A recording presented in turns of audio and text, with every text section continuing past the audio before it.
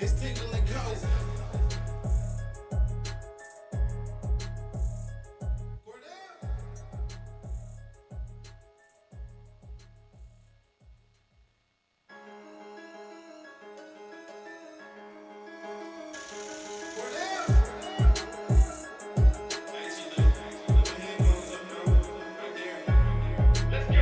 It's Tingle and Co. Go keep with the show. It's a new era. Let's get it, let's go. It's Tingle and Co. What up, Lloyd? What up, Lloyd? You can call me him. I'm Shane Dixon in the whip with them RPMs.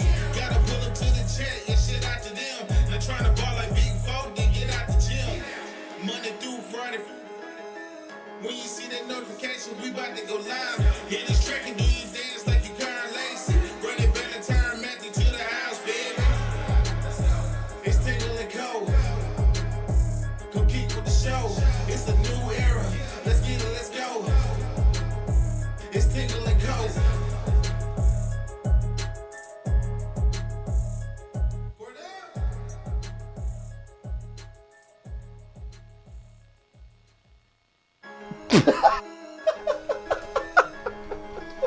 What was that? Why were you laughing? It wasn't that funny. Just 3, 2, 1, you go. Oh! All right. Oh, he live? Yeah. All right. Good morning and welcome in here on this Wednesday morning as we appreciate all of you getting in here, starting your morning with us live from our Southern Regional Medical Center studios. Shout out to the team here at SRMC as they house Tingle & Co. brought to you by FanDuel. FanDuel brings you our show every single day. When you see the Tingle & Co. logo, think of FanDuel Sportsbook. Open up the app right now, the big, beautiful blue app, or going over to the FanDuel Sportsbook website as FanDuel brings you our show every day. And there are NBA Finals basketball tonight. The Spurs favored by 4.5 points over the Knicks. Money line minus 188 for San Antonio. And the over and under at 218.5 points for game number 1 of the NBA Finals. Feels like one of the more anticipated and hyped up NBA Finals in a while. Like it's been a minute since there's been one with this much like motion ahead of time. Well, it does help having a team from New York play in the finals. I would say that. I was gonna say it's because you have a big market team, Yep. and then you have the big market player on the other side. You know what I mean? Like you have the Knicks, who are one of your big media market franchises, and then you have Victor Wembanyama, of Not course. two Midwest teams like Indianapolis and It's not the Pacers and the Thunder and OKC. Right. Yeah. And I don't think there's one team that everyone's cheering for. Right. I do think it's kind of split. Maybe not 50-50, Well, but like and there's no villain in this one. You right, know? exactly. Like the Knicks, as much as they are a big market team and everyone should kind of hate them, I kind of want to see them win. Like it would be fun to see what would happen for New York to win their first basketball championship since '73. Like, well, and the crazy thing is like they are a big market team. Like you would put them in the echelon like with the Lakers and the Celtics from a market standpoint, but without the success. But they don't have the rings, right? So like they're not this dominant. Like when the Lakers and the Celtics win, you're like, again, you know, like oh, there's ring number 18. But for the Knicks, it's like you actually haven't won anything right in a long time. I kind of see it as like it's a passionate fan base. Shout out to them. I kind of want to see that get rewarded. Yeah. You know? No, I would love the I Spurs appreciate one that, too. yeah. I don't really mind either way, but it would be fun either way. I want them to go get one for Pop. Yeah, Coach that's Bob. true. You got plenty. Spurs Knicks tonight, game number 1 of the NBA Finals there on FanDuel. Like I said, Spurs favored by 4.5. I wonder what the odds are for the series. To win the finals, it is Spurs minus 190, Knicks plus 160.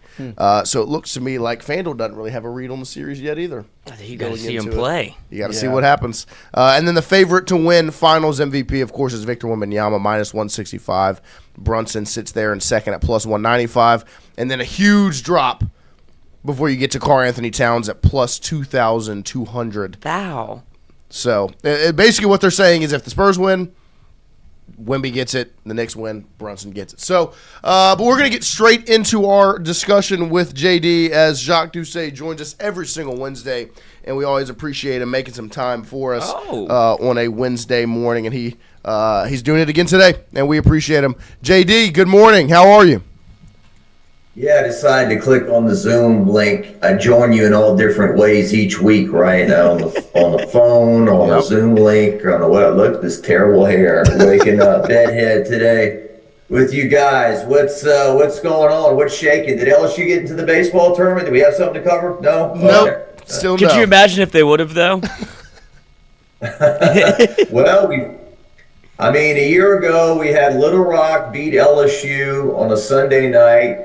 Beat them bad in the NCAA tournament, and LSU on a Monday night played Little Rock again, and they were down. Was it 4-1, 5-1? I think it's 5-1. 5-1.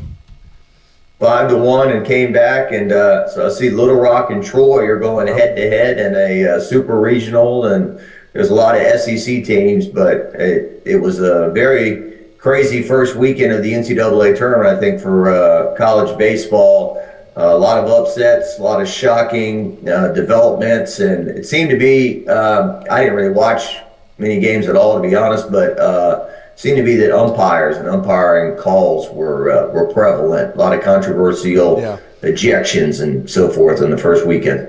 No, and I as a baseball fan, it was entertaining to watch these upsets and these awesome games, but as an LSU fan, it was bittersweet because it makes you feel like even a team that was as disappointing as this year's team, it's like, man, if they could have just gotten in, genuinely anything could have happened because all weekend anything did happen. Yeah, when you play in the SEC, it's not an automatic NCAA tournament bid, but if LSU had 9 SEC wins, they were swept, 5 out of the last 6 weekends, 4 out of the last 5, something like that. If you got just one win out of all those sweeps, that puts you at 13, 14 wins instead of 9, and that would have definitely gotten you into the tournament.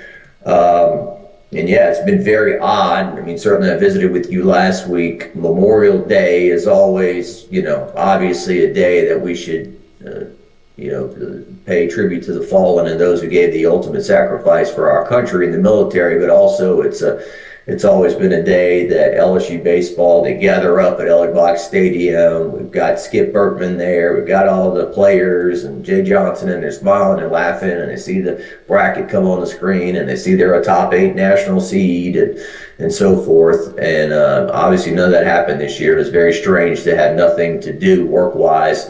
On Memorial Day. Only one team from Louisiana got into the tournament. That was the Raging Cajuns, and they won a couple of games in the Starkville Regional, but obviously they were no match for the Bulldogs on Sunday night, who beat them thoroughly. So I think it was 2 years ago or something like that, we had 6 Louisiana teams in the NCAA tournament, and I think the last 2 years we've only had 1. I think it was 2024, we had 6 teams. In 25, LSU was the only team from Louisiana to go, and then this year was the Raging Cajuns. So a little less like local interest in the tournament as usual for us. And then over the weekend, of course, away from baseball, as like we said, LSU's not playing. The big news around LSU was all eyes on the recruiting weekend. I'm sure you saw the videos of Coach Ed Orgeron in the tunnel and going heads up with the top player in the country and Jalen Brewster with a hands-on recruiting approach. What was your reaction watching Coach O just kind of back in his element, wearing the purple and gold and recruiting for the Tigers? Well, first of all, it shows you modern day technology. These visuals, these videos, you wouldn't have seen these things in years past. And now everything is caught on video, and you get a chance to see what he's up to, see what LSU's up to. Coach O, getting this position, gets the opportunity to do many things that he did when he was the head football coach at LSU. Put on the purple blazer or the purple shirt, recruit young men, tell them that LSU is the best place in America to play college football, get excited, get animated. He is not somebody who's going to go through the motions when it comes to recruiting or anything else. Obviously, he's got the energy to continue to do it. I believe he's now closing on 65, if I'm not mistaken, years old, and being out of the game for several years. He's got something in the basement, so to speak, to quote the old Rocky Balboa movie from 2006. And so I think that, on one hand, off the bat, I said, well, this is the greatest move ever, or the best purchase since the Louisiana purchase, to get Coach O for $100,000 a year to recruit the coach and so forth. And then also, well, they bought him out for $17 million to not coach over the last several years. But I think it's a great story. In years past, when a coach got fired, he just did not come back to LSU. He went away and would not come back in any capacity. I think it was even awkward to bring back coaches to be acknowledged on the field if they were part of great teams in the past. But now, obviously, through Will Wade, Johnny Jones, Ed Ogeron, James Craig, we've had a number of coaches who were let go at LSU who are now back serving in new capacities. And I think it takes a special two people to make this happen. Yeah. I mean, Lane Kiffin, most coaches at LSU would say, look, Ed Ogeron's too big of a celebrity. He's part of the best team in LSU history. He's going to be a distraction on the sidelines. He's going to take away from me. Somebody somewhere, the second we struggle, is going to say, make Ed Ogeron the head coach. But the fact that Lane Kiffin and Ed Ogeron are friends, this dynamic works. Ed Ogeron is not pretentious or doesn't have a big enough ego to say, I'm not going to go back and be an assistant coach at the school that I was the head coach at. I mean, that a lot of people, that their egos would say, I'm not doing that. But so I think it's exciting. I think it's great. And it obviously, from the recruiting videos, like you said, and so forth, when he's leading the team out of the tunnel in the recruits out of the tunnel in Tiger Stadium, you can see immediate impact. But you also wonder, in today's modern day, how much of Tiger Stadium and LSU and all that matters. I think it does, but then how much the money piece matters as well. How much are you giving me to come to your school? And do you feel like, from like an optic standpoint, obviously LSU's been put in a negative light a lot, LSU football, since hiring Lane Kiffin and that whole entire process, and just throughout the offseason and the way that LSU's been viewed.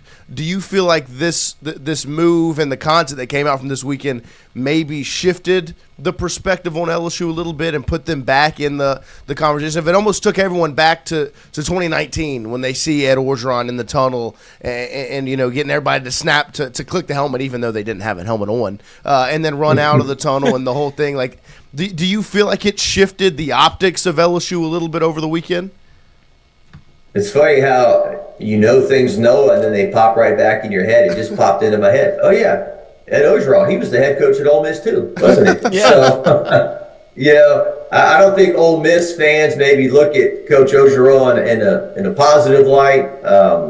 I think that I don't know how much of Twitter is real life, or how much of Facebook is real life. I think a lot of people, obviously, they have jobs they go to in the morning. They have kids they're running around. They have husbands and wives that they're trying to take care of. And they know about this stuff, but how much time they're investing in this, I don't know. I don't know how much of the people that are online investing hours of their time each day, or at least half an hour, to get involved in the LSU Ole Miss food fight. I don't know how much of that is reality. What percentage of the people walking planet Earth in America are involved in LSU Ole Miss at this point? But there's no doubt that the dynamic between the two schools has changed a lot in the last 6, 7, 8 months, and that there is a lot more animosity than there was before. Yeah. I think that LSU viewed Ole Miss as certainly somebody that could beat them in a regular season game if they didn't bring their A game, and certainly that has happened over the years. Well, in Oxford, LSU hasn't beaten Ole Miss in Oxford since 2007 or 2019, yeah. They lost in 21, they lost in 23, they lost in 25. So they're going back over there this year. And so I think LSU always viewed Ole Miss as, that pesky little brother who plays in that 60,000 seat stadium, who's never going to compete for anything significant.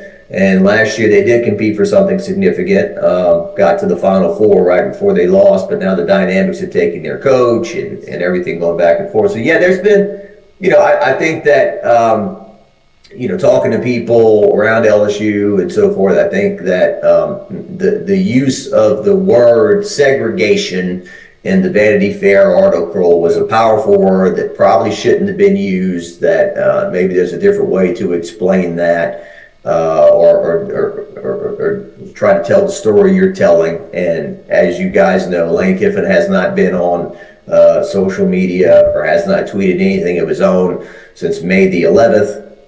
So we're going on a month of a guy who is very active on social media not being active at all. I believe from what I've gathered, LSU has said they had nothing to do with that. I think there was rumors of a suspension on social media by LSU, and I think I heard something like that's ridiculous. He's chosen to do that on his own. Knox Kiffin, his son over at U High, I was just small chatting with him the other day, and or doing an interview with him, and Knox said, yeah, he's chosen to step away from social media. So I think that it's kind of like a police officer, right? Their responsibility is not to escalate, it's to de-escalate. And I think at this point, there needs to be a little bit of de-escalation about Ole Miss. I think there needs to be more talk about LSU and less talk about Ole Miss. From LSU's perspective, that game will take place September the 19th. And really, just me speaking, I mean, everyone can have their own opinion. I'm really bored at this point with the Lane Kiffin Ole Miss dynamic that took place while he was being courted by LSU and Ole Miss was in the playoffs. We lived it in real time. We know that Lane Kiffin wanted to coach Ole Miss, and they didn't let him. So eventually he came to LSU and was named the head coach. I mean, I've heard this a million times. It's boring at this point. I don't hear any more about it. There's no new interesting angle to pop up on this and whatnot. And I know he'll continue to be asked about it. He'll get asked about it at SEC Media Days on July 23rd in Tampa, I'm sure. Lane Kiffin is a name like Kim Mulkey and others that moves the needle no matter what he's talking about. People will read about it. People are interested. He's been painted as a bad guy, and certainly I think there's times that he maybe could say, I shouldn't have said that or said that differently. But at the same time, he is who he is, and LSU knows who they are. And you sat down with Verge Osbury and spoke to him, and to me, in this day and age of LSU athletics, where the state of LSU athletics is right now, it is nothing if not. You talk about publicity. That's what it is. I mean, LSU is everywhere, whether it's positive publicity, negative publicity. It's Lane Kiffin, LSU football in your face. It's Will Wade, LSU basketball. Kim Mulkey, LSU women's basketball. Jay Johnson, baseball. Beth Torina, salt. It's just LSU everywhere. What were some of the interesting things that stood out to you that Verge said just about the current state of LSU athletics and their desire to be the biggest brand in sports, continue to be the biggest brand, and win in all of those sports? Well, no, a big part of that is LSU being part of ESPN's College Game Day 2 out of the first 3 weekends. They're very excited about that. They're very excited about the opportunity to continue to strengthen LSU's name brand. They're basically free advertising. You're not paying anything for that, and they're on your campus for the first weekend of college football when everybody is salivating to watch college football and turning on ESPN College Game Day. They'll be seeing Tiger Stadium. They'll be seeing the LSU campus. So they're very excited about that. Certainly, Verge talked about Jay Johnson and the LSU baseball program, and how Johnson told him, man, this is weird. I have never not been in the NCAA tournament. Right. I'm in every year, and so this is strange to not be in it. Verge feels like Jay will fix the problems, that they will bring back the players from the current roster they need to. They'll let the guys go that need to go, and they'll get new players. And certainly, when you've got Jay Johnson, you're not waiting on potential. This is not like an unproven coach that you think can get there. This is a coach who's proven that he can win 2 national championships over a span of 3 years. and had a great run at Arizona as well, reaching the national championship game and going to a pair of College World Series. This guy can coach. That's not debatable, and so they're excited about fixing the baseball programs.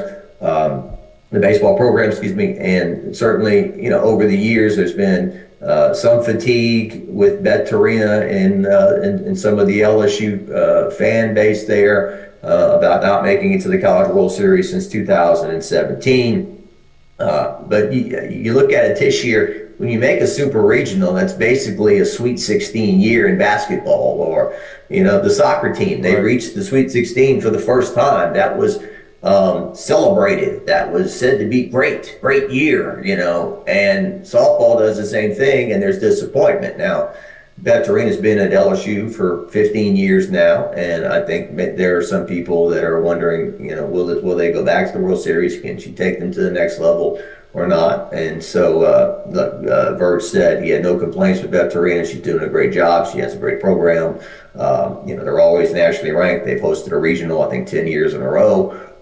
There's no problems with them off the field. And just me speaking, I think that they at this point are kind of exhausted in this cycle with even the discussion of firing a coach. And she's not even close to being fired. But I think that after everything they went through with Brian Kelly and the hiring of Lane Kiffin and the firing of Matt McMahon and the hiring of Will Wade and so forth, they want things to settle down out there. They want things to kind of settle in for a bit. And is the juice worth the squeeze for softball? And I care about softball. A lot of people care about softball. LSU cares about softball. But at the same time, I think they've got bigger fish to fry at the moment and things that they're focused on, in particular this football season coming up. Verge talked a lot about a lot of great things. Like I said, he did mention, I did ask him about Lane Kiffin not tweeting in a while. He said he had nothing to do with that. And LSU had nothing to do with that. And so talked to him about the return of Ed Ogeron.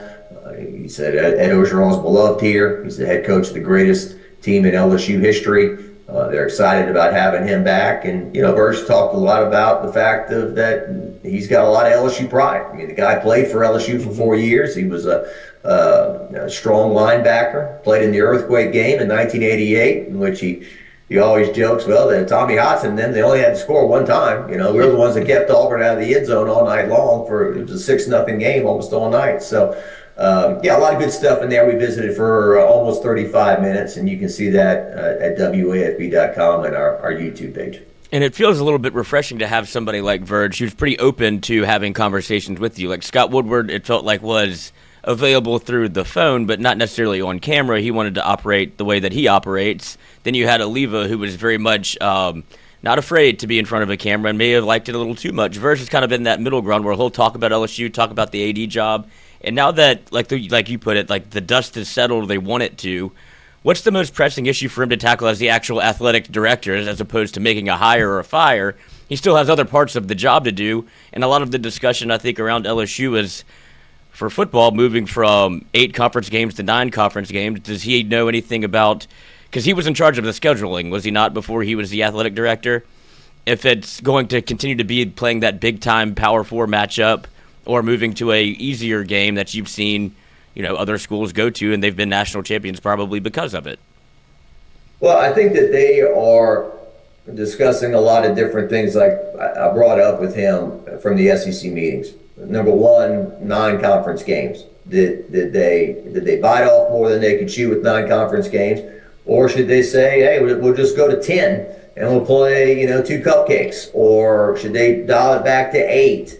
It seems to be that they'll stay at 9 conference games at the moment. LSU is still big on playing state schools at the FCS level to give back. I know there's some grumpy people out there that say it's not LSU's responsibility to help others in the state. I like it. I think it's a good idea to play McNeese, Southeastern, Northwestern State, Grambling, Southern, and give them $1 million, help out. I don't see any problem with that.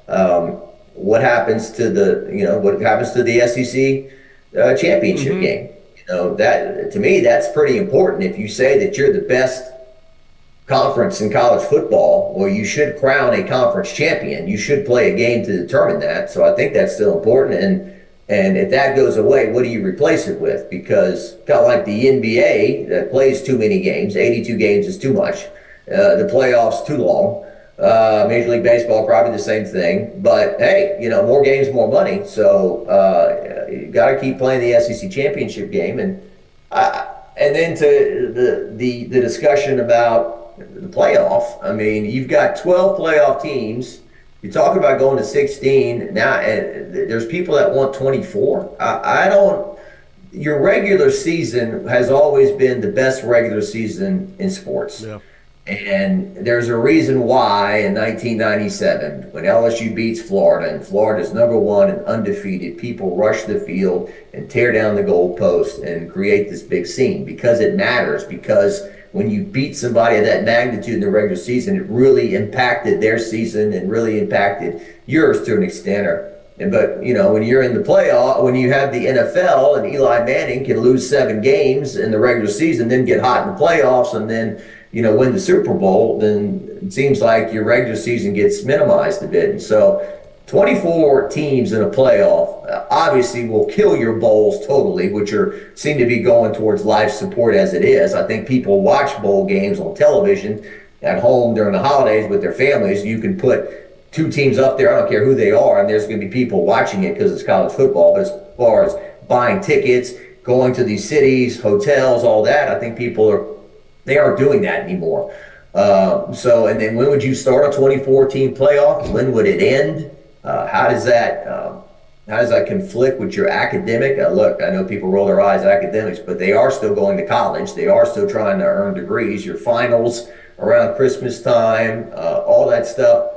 So I don't know how they're going to handle all that, but those are some of the things they're discussing in terms of college football, the way it's heading. And I think he made a good point at one point. He said, don't blame the student athletes. We, the adults, created some of these problems in terms of NIL and transfer portal and so forth. I mean, I hear the stories about midway through the season, this player is checked out. They're no longer listening to coaching. They're no longer listening to anybody. You can tell someone's bought them. They're going to another school. The second the portal opens, in not long period of time, they'll be at another school, and it'd be no shock to the head coach of that school. And then they'll tweet a graphic that says committed. What a joke, I mean, the horse is out of the barn, and you can't, I guess, really blame the current athlete, but the whole hopping school to school and what's in it for me and how much money you're giving me and stuff like that. I mean, we're going to watch LSU football and other sports no matter what, but just what about the relationship between the coach and the player? I mean, there's a reason why all these former LSU players still get together with Skip Bertman on his birthday and still celebrate with him and so forth, and that they had a relationship for 3-4 years. How many players now that are leaving college will say, I've had a relationship with my coach for 3-4 years, and they helped me get through college and they helped me grow up as a young man or a young woman. That's going out the window. It's becoming more about, look at Texas Tech softball. I mean, and no offense to them, but I mean, this is literally a case of buying a team. Mm-hmm. From what you hear, they're spending almost $3 million on this roster. Najee Kennedy is getting paid, I don't know, over $1 million, maybe $2 million a year. All these other recruits that they bought and put together. No offense to Jerry Glasgow. He's a smart coach. He's a good coach. I think he got out of a regional once at UL Lafayette. Now he's in a national championship game his first 2 years on the job. And so I think if Texas Tech wins, it kind of, I don't know if that's good or bad. It seems like it's bad to me. But I just rambled. I agree. I mean, it feels like, when the Dodgers win in the MLB, it's like, well, of course they win. They pay for the best roster in the sport, and it's rewarding the ability to spend a lot of money rather than build a team or however you go about it. And I think it's interesting that it almost feels like LSU is kind of the test case for a lot of things now, where you see some of the litigation that comes out where it's these rules about college football and when coaches can leave and these other things. Protect College Sports Act and the Lane Kiffin rule. The Lane Kiffin rule. And then with college basketball, it's, well, what's the case with international players because of how Will Wade's handling? And it feels like LSU is kind of in the crosshairs for a lot of these things that are now going on in college athletics. Yeah, the calendar is something that needs to be fixed. There are many things that need to be fixed. The transfer portal opening right now, LSU is not in the NCAA tournament, so obviously that helps them. They don't have anything to worry about in terms of preparing for teams or strategy. But it's not fair to the teams that are still playing and still have games to get ready for that the portal's opening right now. You're getting punished for having a good team. We've seen that over and over in sports. You're in Albany, New York, covering the LSU women's basketball team. They're trying to beat UCLA, or is it Spokane, where I was? Spokane, Washington, and they're trying to beat UCLA to go to the Final Four, and they are in Zoom meetings all day with potential recruits because the portal's open, So I think they did a good job of moving the Major League Baseball draft back. I mean, certainly every year, Paul Maneri's about to have a stroke trying to get ready for a super regional or go to Omaha, and all of his players are distracted, or a large amount of them, because they're on cell phones or whatnot. We're trying to figure out if they're getting drafted, where they're going, and so they fixed that. I think they should fix the portal, and they should fix the college football calendar.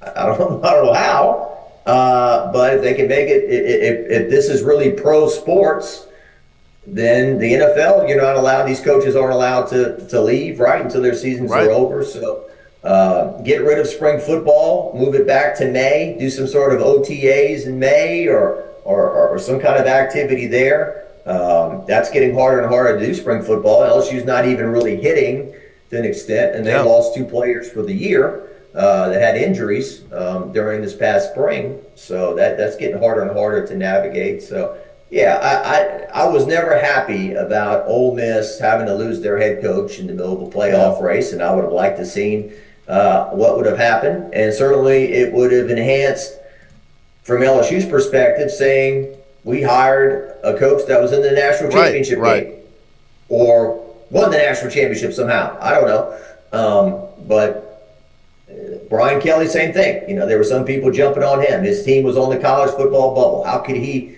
playoff bubble? How can he leave Notre Dame? Well, he's got no choice. He can't do both, So, that's something that needs to be talked about. Maybe they can fix it, and we look back one day and say, can you believe this is what used to happen? Just like we look back, can you believe there used to be ties in college football? There wasn't a playoff. There wasn't an overtime, right.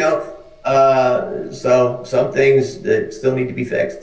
Well, JD, we appreciate you making some time for us every Wednesday morning. What do y'all have going on over at WAFB? Well, we're about to get out to 7-on-7 this morning. It's the first Wednesday in June. I think there's like 6 high schools that are going to be hosting 7-on-7s from this point forward. Elite Academy has got one as well. So we are already starting to preview high school football. We're going to start with our previews. Sportsline Summer Camp will start probably June 22nd is what we're looking at. It's about 3 weeks away. We'll start previewing high school football teams. The Saints have been doing OTAs. I went out yesterday, did some different kind of stories, some non-traditional sports. I visited, I don't know if you've ever been to Bennett's Water School out near Zachary, but they've got a big event this Saturday, their big annual event. It's called LA Night Jam. Night Jam. Thank you. I did the story and can't think of the name of the event. LA Night Jam, which it's really cool. They bring in these stadium lights. They light up this lake. The lake is beautiful, and they've got these guys and gals that are water skiing. They're leaping through the air long distances. They're cutting flips. They're doing all this stuff.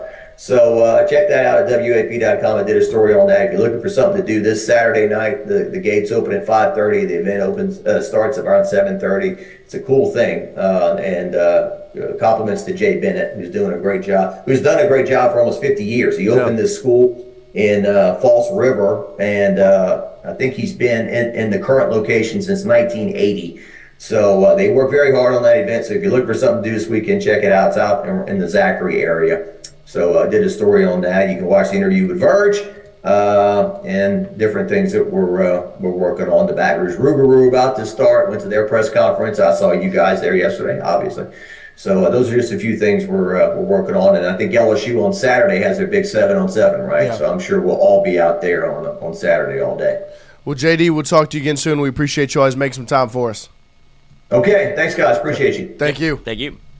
There he is, Jacques Doucet, the sports director over at WAFB. The best in the business. We appreciate him always making some time for us here on a Wednesday morning. Great stuff as always, because it is a crazy, crazy time in college athletics. And like I said, I mean, it does feel like LSU is just in the thick of it. I mean, when they put out, when you've got senators putting out litigation and it's literally all centered around your head coaches, it's definitely something you have never seen before, and it's happening right in front of our eyes. So we appreciate JD. Of course, go check out everything he's got going on. His interview with Verge was outstanding, the athletic director for LSU. And speaking of athletic directors for LSU, the senior deputy athletic director will be in here to close out this morning. He'll be here at 10 a.m., so we'll obviously go a little bit longer than our normal, we say, 8 to 10 window that – it doesn't really exist at this point, but he'll be here at 10 a.m. this morning to talk about his time at LSU now, been on the job for a couple of months, his journey to LSU. And, of course, if you have any questions that you want to ask to the senior deputy AD, super chat him in, and we will get those questions in to Heath Schroyer. We'll take a quick break here. We'll come back, and we'll close out hour number 1, open up hour number 2 right after this.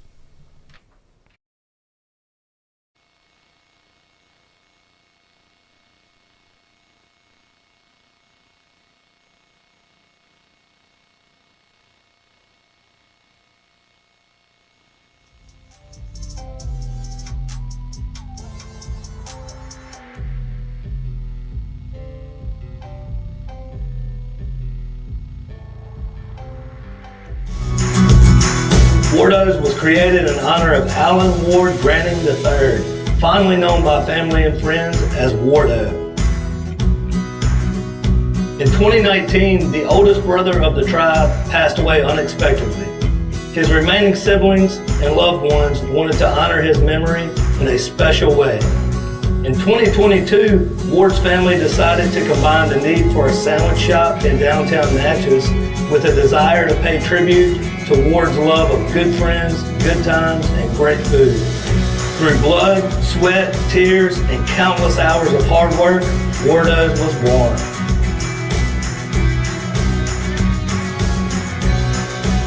So go visit Wardo's today at 309 North Broadway Street in Natchez, where the po' boys are so good, you'll swear you're in Cajun country. Hey, Miss Lou, come visit us, Tom and Wright Granning at GOMART on the Go Deli. GOMART has clean restrooms, community coffee, an awesome beer cave, and a great selection of anything you may need.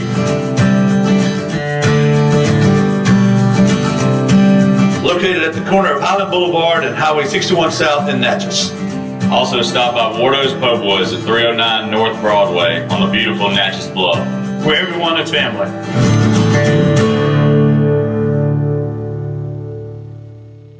When it comes to your home, the roof over your head matters. At CAS Roofing, we don't just install shingles, we build peace of mind. With years of experience and a commitment to craftsmanship, our team shows up on time, gets the job done right, and treats every project like it's our own home. Whether it's a repair, a replacement, or a storm damage that caught you off guard, CAS Roofing is ready. We're local, we're dependable, and we stand behind every nail, every shingle, and every promise we make. Because at the end of the day, it's not just about roofing, it's about protecting what matters most. CAS Roofing, built on trust, backed by quality.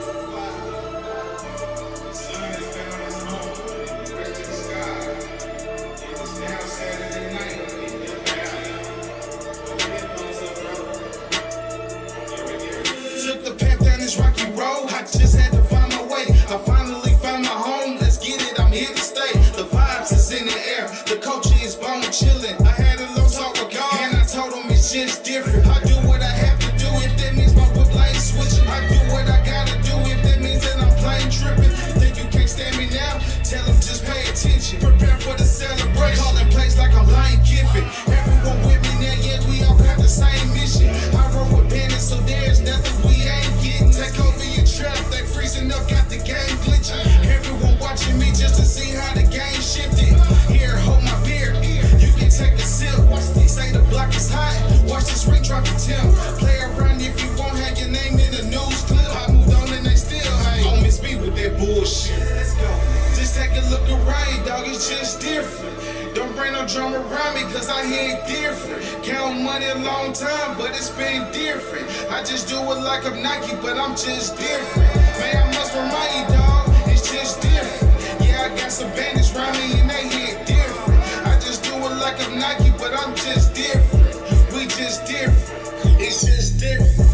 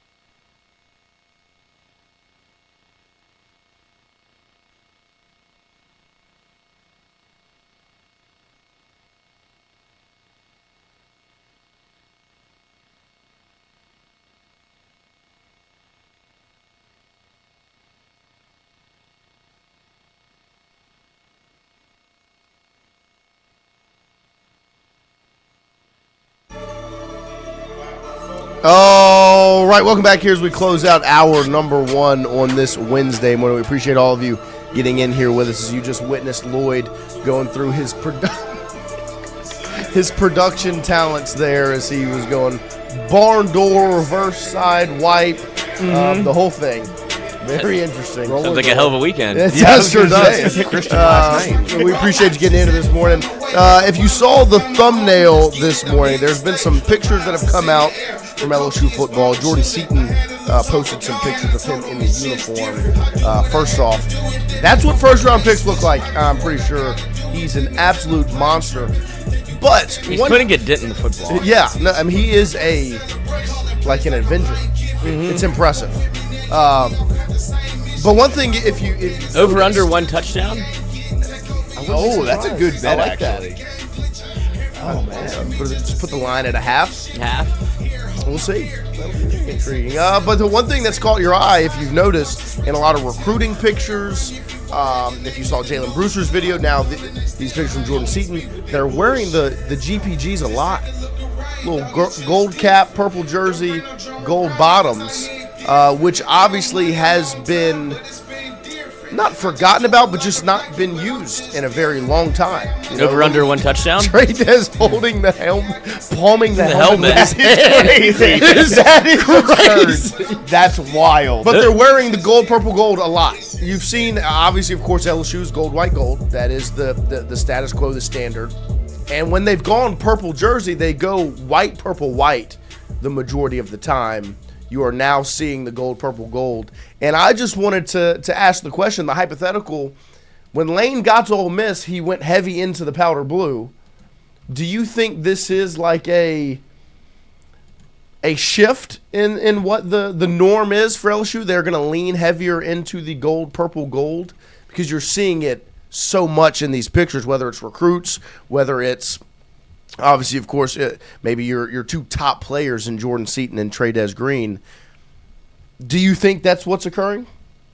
Or do you think it's just a coincidence and that's what they're wearing? I think it's one way to rock the boat at LSU. That's for sure. I think people have their very traditionalist views of what LSU is and the history behind the white jerseys and bringing the magic back and it becoming pretty much a staple that you wear white nearly everywhere. Right. And it's become purple.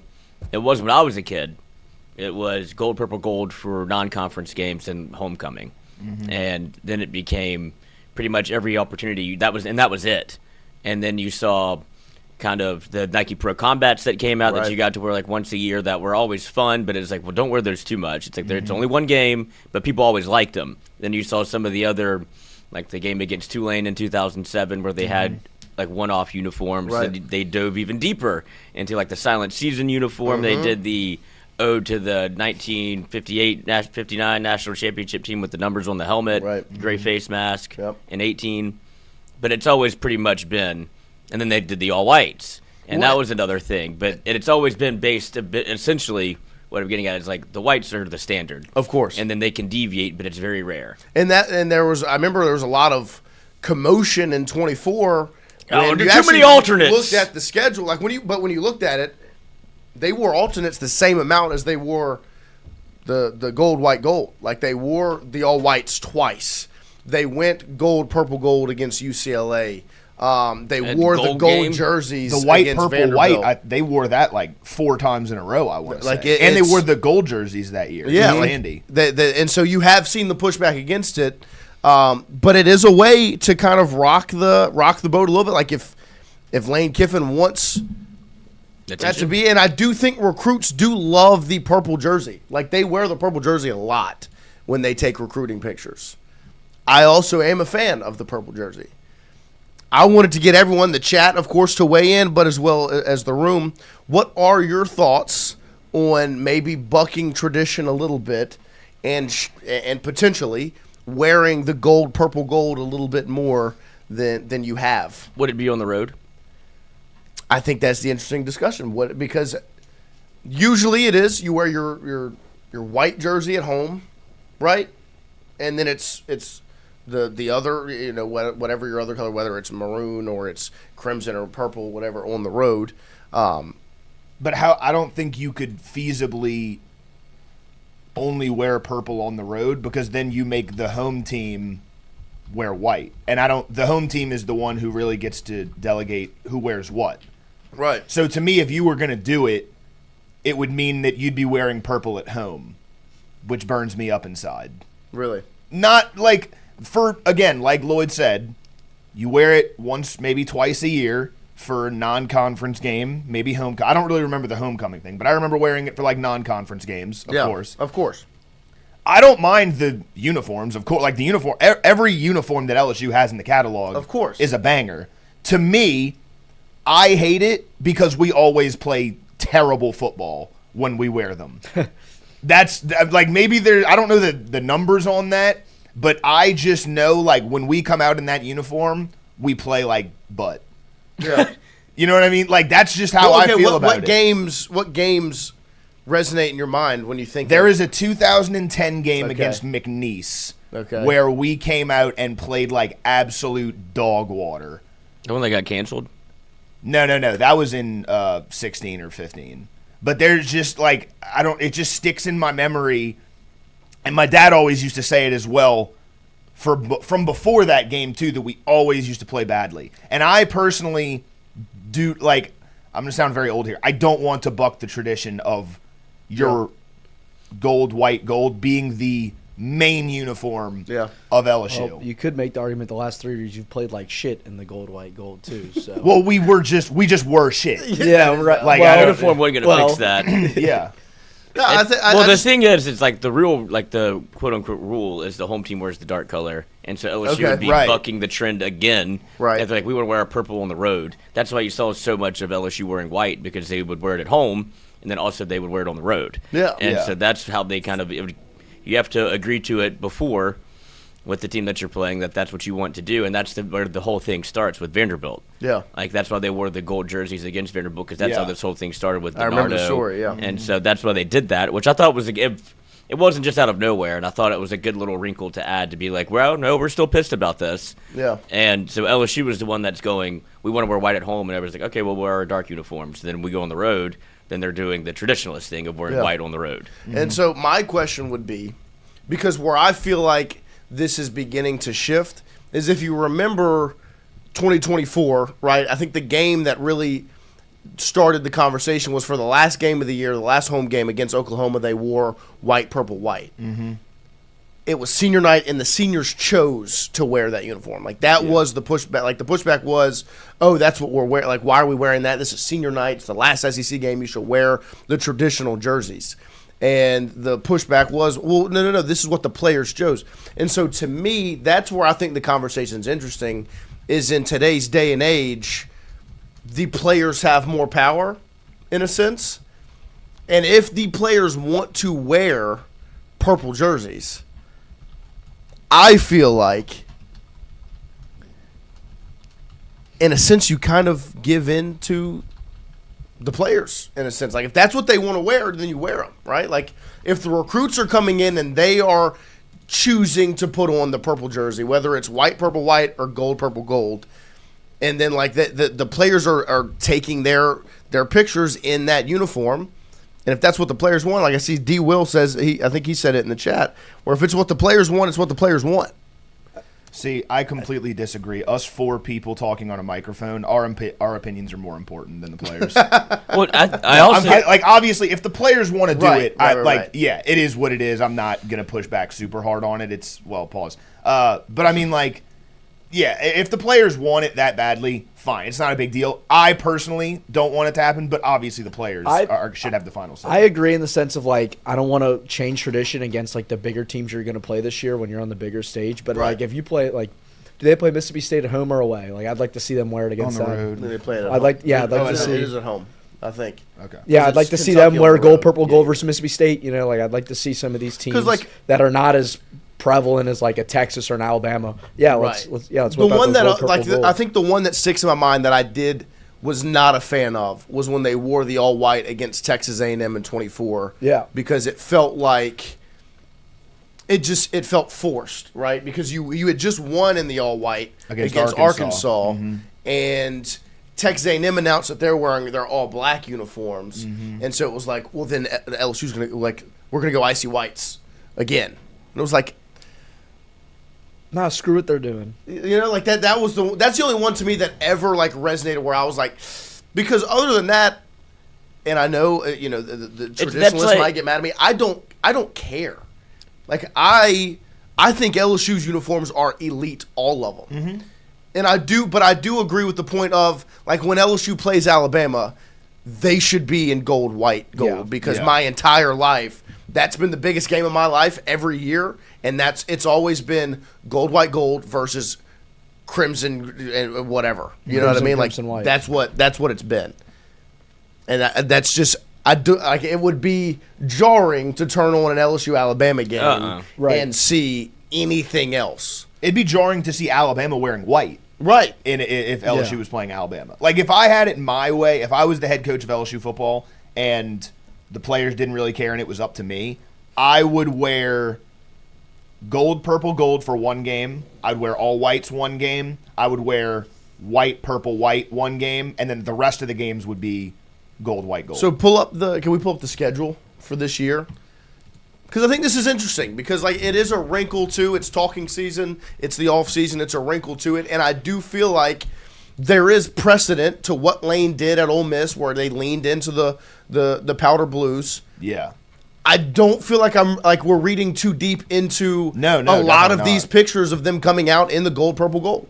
Like, I do think there is a legitimate thought process that this could be the direction maybe it's headed. They lean more into something. I'm actually kind of surprised why it said 4 alternate uniforms to the whites. I thought you were just going to say like that'd be 3. And then you said gold, purple, gold, all white, and then White, purple, white. white, purple, white. That was the only 3 you said? Yeah, That's honestly surprising. I thought you were going to say multiple like white, purple, white, or white, white, white. No, I think because those uniforms, all those 3 uniforms are objectively awesome. Right. Like the whole conversation, every uniform we have it looks great. My thing is, I try not to be like a traditionalist and sound old, but like in this scenario, I'm gonna do it, and I want to see LSU wearing gold, white, gold for the majority of their games. Well, essentially, what I hear what you're saying. When you list out 3, there are 3 non-conference games. Right. And so it feels like, and I'm not saying you're saying specifically you only wear those for non-conference, but for SEC games, you wear what you've always worn, which is gold, white, gold. Well, so I would actually say if you're looking at the schedule for this next season, because that was going to be my next question. Is like, okay, if you are choosing what uniform LSU wears in these games, how would you structure it? Because like one of your non-conference games is a marquee matchup on the biggest stage. That's what I was going to go to. I actually wouldn't mind starting out with Clemson in the purple jerseys. Really? Because I think it's symbolic. You're starting a new era, right? It's a new regime. And Brian Kelly didn't really wear them a ton. I think that would be cool. And then, against La Tech, I think you go white. It would be the opposite. Ole Miss, I think you go white. Wait, what do you mean the opposite? They're going to go white, purple. White, purple, white against Clemson, you're saying? Yeah, they're going to wear white against Clemson. No, he's saying fair. gold. He's saying gold, white, gold against Clemson. He's just saying jersey colors. White against Clemson, purple against Tech. Okay. I mean, it could be. Because I think, and this is just me, I think it would be, like when you look at the schedule, Clemson you wear, because now, right, I mean, this is a game that was played in a national championship. That's the uniform that was worn, same as like. Now, I would love for Clemson not to be wearing that nasty orange into Baton Rouge because I remember walking through they'd be Clemson. Wearing purple. I remember walking through Clemson last year and being like orange is just such a nasty color to like wear. See, I didn't mind the Who orange wears as orange? much. I didn't mind the orange as much. Ugly. When we were walking through Starkville, I was like, "What? Oh no, this not is me. I mean, the maroon is And disgusting." whoa. Maroon is not. Calm down. All right, like, Sench. it's not the greatest color ever, but it's not vibrant enough to be like. Look, I hate Mississippi State. I don't You're know. disrespecting Maroon Central just, High School right now, and that's a problem. maroon just kind of looks like Be whatever. purple or be pink. Get out of here, St. Paul's. And so I do think when you look at Tech, like I think Tech and McNeese are obviously alternate uniform games.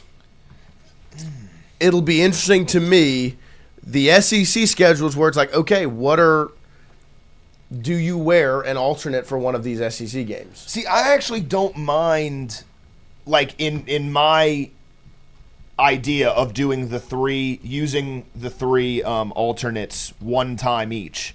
I actually don't mind using them on SEC games. Like, I'm fine if you were to go, let's say, Tech and McNeese, traditional gold, white, gold, and then let's say you go up to Kentucky in October and you wear the all whites. I wouldn't mind that. I don't want to see the all whites or an alternate in any of the like bigger games. Like, I don't want to see it against Ole Miss or A&M or Alabama or Texas. But like Arkansas to end the season. What is that? That's on the road. I wouldn't mind the all whites there. At home against Mississippi State, wouldn't mind the gold, purple, gold. Yeah. Or the white, purple, white. No, it'll be interesting to see. Yeah, see, That is that's the disgusting. thing. LSU, I don't think will ever get Please into no. this arena. that is ugly. You'll never introduce A sponsor? something like that. I mean, maybe you will at some point if you're really needing the cash.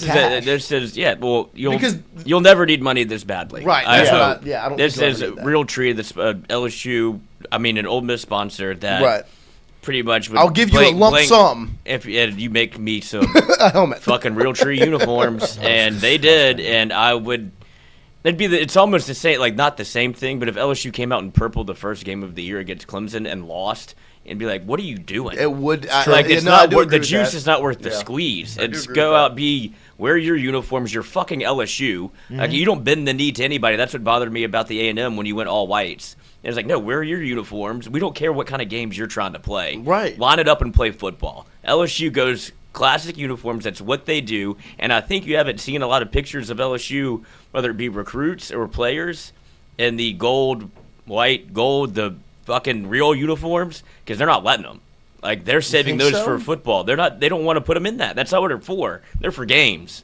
I don't think they're like, I don't want to wear the real uniforms that I've seen my entire life. Like, I want to wear the purple. Really? Like, I'm sure that they want to wear the classic uniform. Like, we don't do that for photos. Yeah. Have you ever seen anybody in them? Yeah. I haven't. I feel like Easton Royal wore it over the weekend. He can wear whatever he wants. Oh, yeah. But I'm saying, like, they put them on.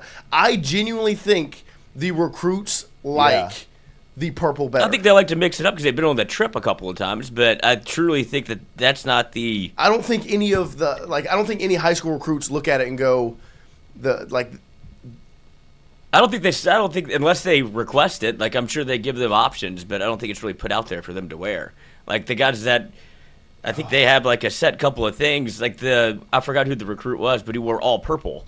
And it's like, they're never going to wear that, but that's fun. Yeah. Like, but Easton Royal also wore a track uniform. Like, you can do whatever. You can put on a baseball uniform. That's what I'm saying. They do what they want, and what they want is to they wear the mix purple it up, jersey. But I don't think it has. I don't think it's a mix up. I think they prefer it. I don't think so. I think genuinely, I think the younger, I think they like the. I just don't. I think that's something that they haven't seen. Because my favorite uniform is white, purple, white. Like, that is my favorite aesthetic look at it uniform is white, purple, white. Yeah, it's fun to play dress up in. I think it is the best looking uniform that LSU has. But it's not.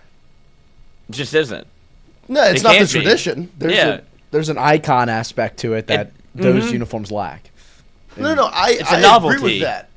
But I do think that I just think in the new player power era of college athletics, you don't get to make that. Like, you just don't get to make that call. If you're not going to come to school, if you're not going to come to school because of that, you care about the wrong thing. Mm-hmm. I mean, I don't disagree with that, but it's a tough line to draw. You want to go play dress up? You can go over to Oregon. Yeah, no, I mean, I'm not disagreeing with. I don't disagree with you. I know what looks cool too. The sport is changing, and that's a tough line to draw. Because as soon as you're trying to recruit top players, and then you're going to say Alabama still has success. Like, some of these programs that still rely on their old uniforms. Texas, it's tradition. They don't change it at all. I'm not disagreeing with the tradition aspect of it. You're just one of the blue bloods of the sport. Like, you've worked your way to that where no matter how bad you've been, people still want to watch LSU play Clemson week 1 because you've made changes. But LSU of course, is the logo a brand. Means something. Yes. So you don't change that because it's like, oh, it'd be fun to wear purple week 1. Yeah. It's LSU football. You come out, you kick that fucking ass in those uniforms. You go, we're back. And I don't disagree with you. Like, the Oregon game would look different if it wasn't LSU in the traditional uniforms versus Oregon in their speed tack. And it's like, this is football, that's dress. No, I don't disagree with you whatsoever.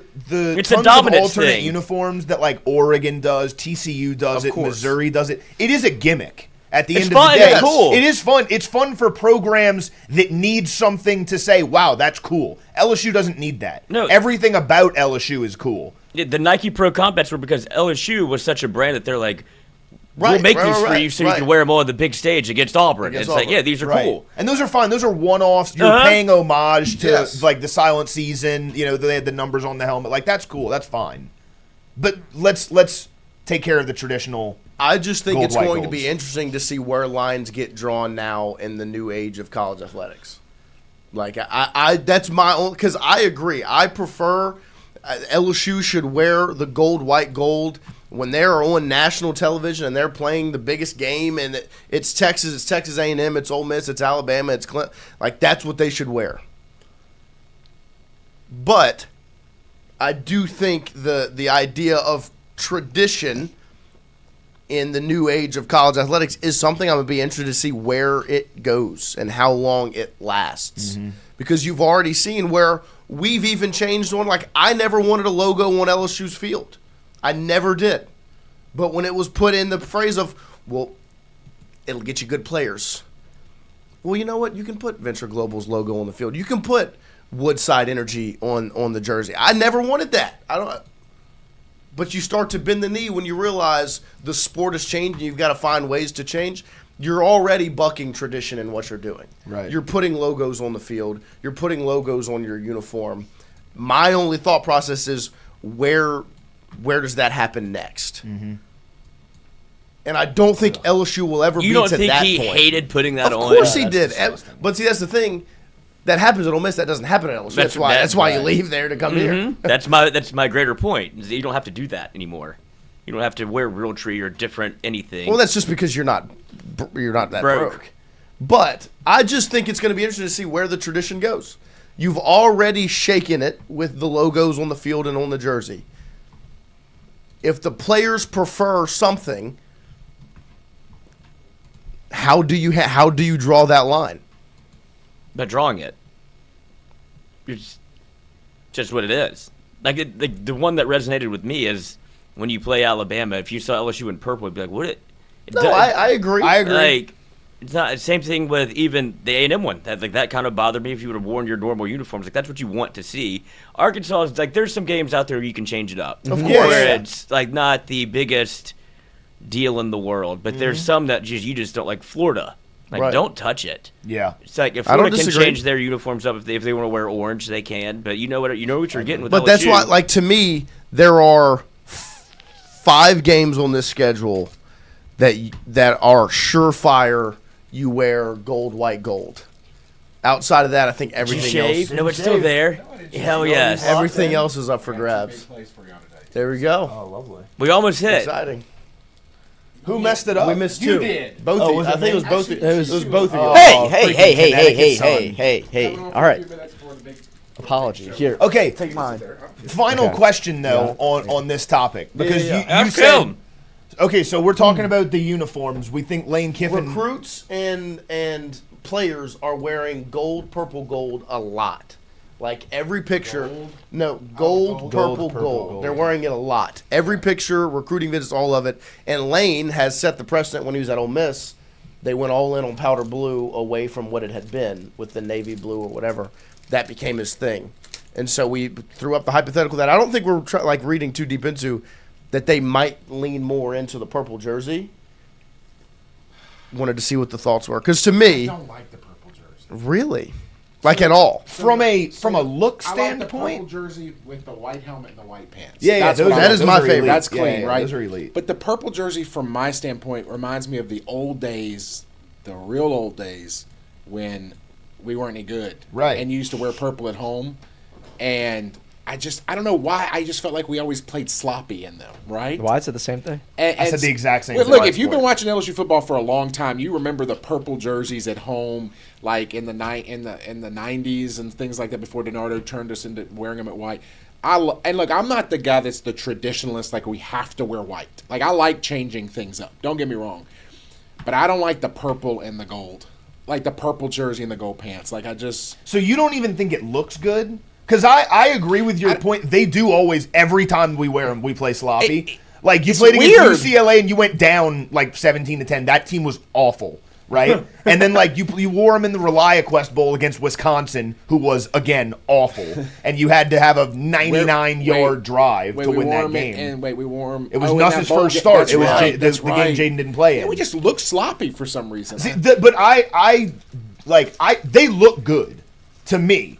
I think they look aesthetically great. Aesthetically, very pleasing uniform. I just think they play LSU has the best colors in the sport. It's not even a question. There's no doubt. And what's the new offensive lineman? The big kid from Jordan Seaton. Seaton looks good in the purple jersey, right? Yeah. Like, I mean, he looks. I would look good in the jersey. It's a beautiful jersey. I get why y'all don't like it because they've played bad in the past. But like, come on, guys, it's not the fucking uniform. Well, that's why they played bad. Like, it's that's not. Of course, it's not. Like, I let's change it up. Whenever they play this year, they play an SEC team, go out, play well, beat their ass, and then we can wear it again. I don't mind white helmet, purple jersey, white pants. I think that is really that's really a great clean. look. I like the all white look. All white is great. All white look is kind of like the Saints all white, right? Like the all white looks really good.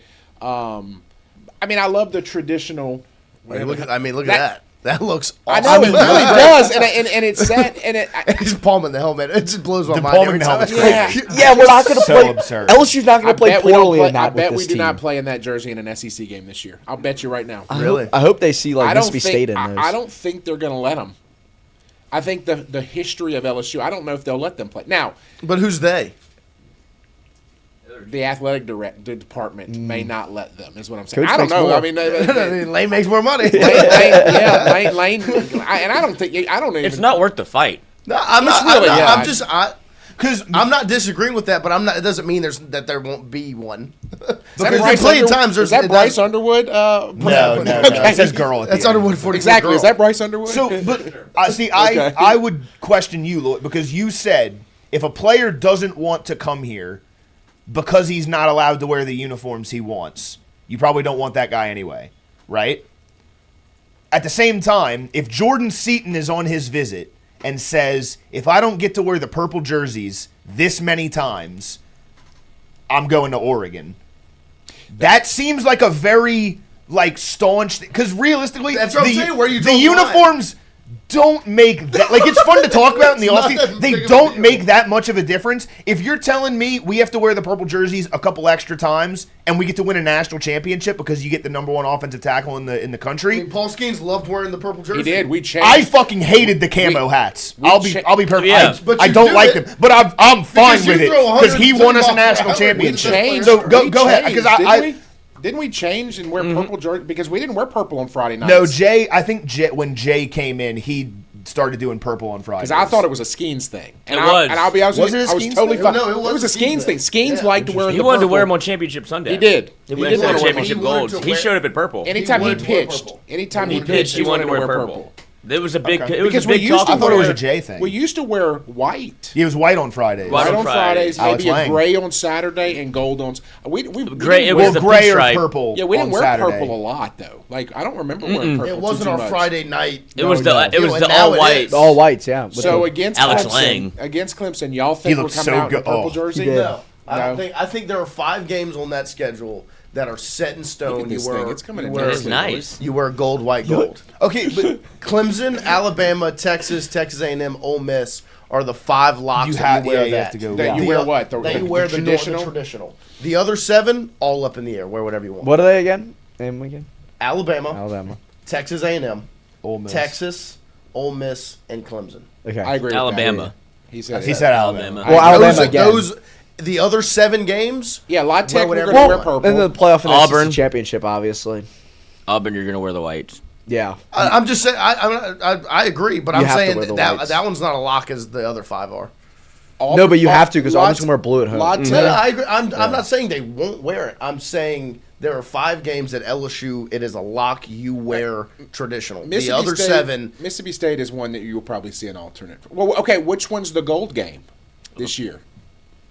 There's a purple. Like the gold there's actually jersey? there's a purple and a gold game that have already been announced. Yeah, I think. But Tech's they don't purple. wear. Because I don't want to wear the gold jersey. They don't wear gold for the gold game though. No, they don't. But I'm just They're saying, not gonna wear the gold jersey I don't at think all. they're wearing gold jerseys Thank either. God. But when is like the purple game? A&M. Those sucked. A&M is the yeah. purple game. No, the gold game. Gold game. Yeah, they're I not think gonna wear Tech that is- against A&M. The Tech is the purple game. I think they'll. I think Tech and McNeese, they'll probably wear an alternate.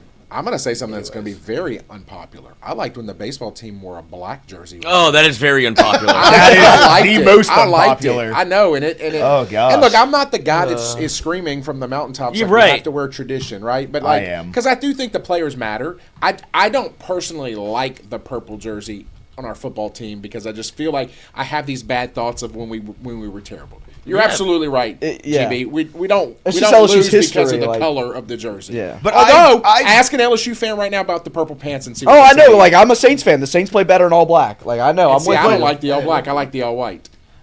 Whatever. But like you, I'm surprised you We like don't wear the them that I'm much. surprised you like the all black. I do even like them. Christian, you say like it doesn't matter how you play in a specific jersey. To me, what I would say to that is the LSU baseball team. I think the gold jersey is the worst of the 3 that you wear aesthetically. The worst of the 3 that you wear on the weekends, but it is an iconic jersey aura. because you win championships in that jersey. Yeah. I would like That's just 'cause the jersey's looking at known it for- aesthetically. I like the purple jersey better. I don't. and I like the pinstripes. I like better. pinstripes. We get Pinstripes are the best. best. Pinstripes are the best. I like the Over gold there? the second. That's And fine. then- Either way, we can both agree it's Yeah. not the best baseball jersey you have. Why do you wear it in the biggest games? Because of the history. of the history. But you don't play you better. win You just do that because it's iconic. yes. But that's you what I'm win saying. championships in that jersey. Right. That's yeah. why my thought process is There it is. Oh, that is awful. so is that bad. Comic Jacques Sans? What's that font? What is that? But look! I think that's in Baton Rouge. We actually wore it in the SEC tournament one year. I think when Pontiff was playing, and it wasn't that Glimmer. I loved it. I'm my not gonna lie to you. gosh. I loved it. It was fun. It was like They're okay. awful. And That it is was back- that's awful. Talk about losing who you are. Oh my gosh. That Skip is- Burtman was good. I'm Skip, coming that was down a Skip there. thing too. No, This it is why wasn't. they That's, fired that was smoke. That's why they fired him. Oh, you don't think that was a smoke team? It was. They Wait, better when have been. Pontiff was here, that was Skip. They didn't wear these with Skip. I thought it I'm was. I telling you, thought they wore Smoke them brought in the these. SEC tournament when Wally Pontiff played. Oh, this is why he retired. The then. Comic Sans is so bad. That is so That's why he awful. retired. But that's why, like, when you bring up the gold jersey for baseball, that's why my thing is for those 5 games, and then if you play a playoff game and you get in the national championship, Yes. you wear that. I agree. Outside of that, that's where I'm like, hands off. Yeah. Wear whatever you want. I agree. If Auburn is in Jordan Hare, they want to wear white, which I agree with Christian. They're going to want to wear blue. If they want to wear white, so be it. You know, Yeah. and so that's what I think is going to be interesting, and just see how it changes, because it. That's That is awful. so That one might be worse. I don't know. Where The comic- did the think gray that's come real. from? I don't think Comic that's real. Sans is- Where did I the don't gray think come that's from? real. Is that camo? It's camo. Yeah, it's camo. That's awful. There are like 5 different colors. I'll be honest, in I that don't picture. remember that one. The one I This remember is from in, LSUsports.net. Okay, That's the one I disgusting. remember was in Hoover. It was a late night game against South Carolina. Didn't they have the black ones that were like the vest? Uh-huh. Yeah, I I remember think that. so. I love Those a are the vest ones- uniform, but those I are just the don't ones like the I think black. of the most. Yeah. Yeah, I don't remember that one. Who's that player? What player is that? Number 40 for LSU. I'm telling you, you just chat GPT'd that. I'm just telling you. put us on the hot seat Yeah, right you there. You just chat GPT'd Testing our that. LSU knowledge.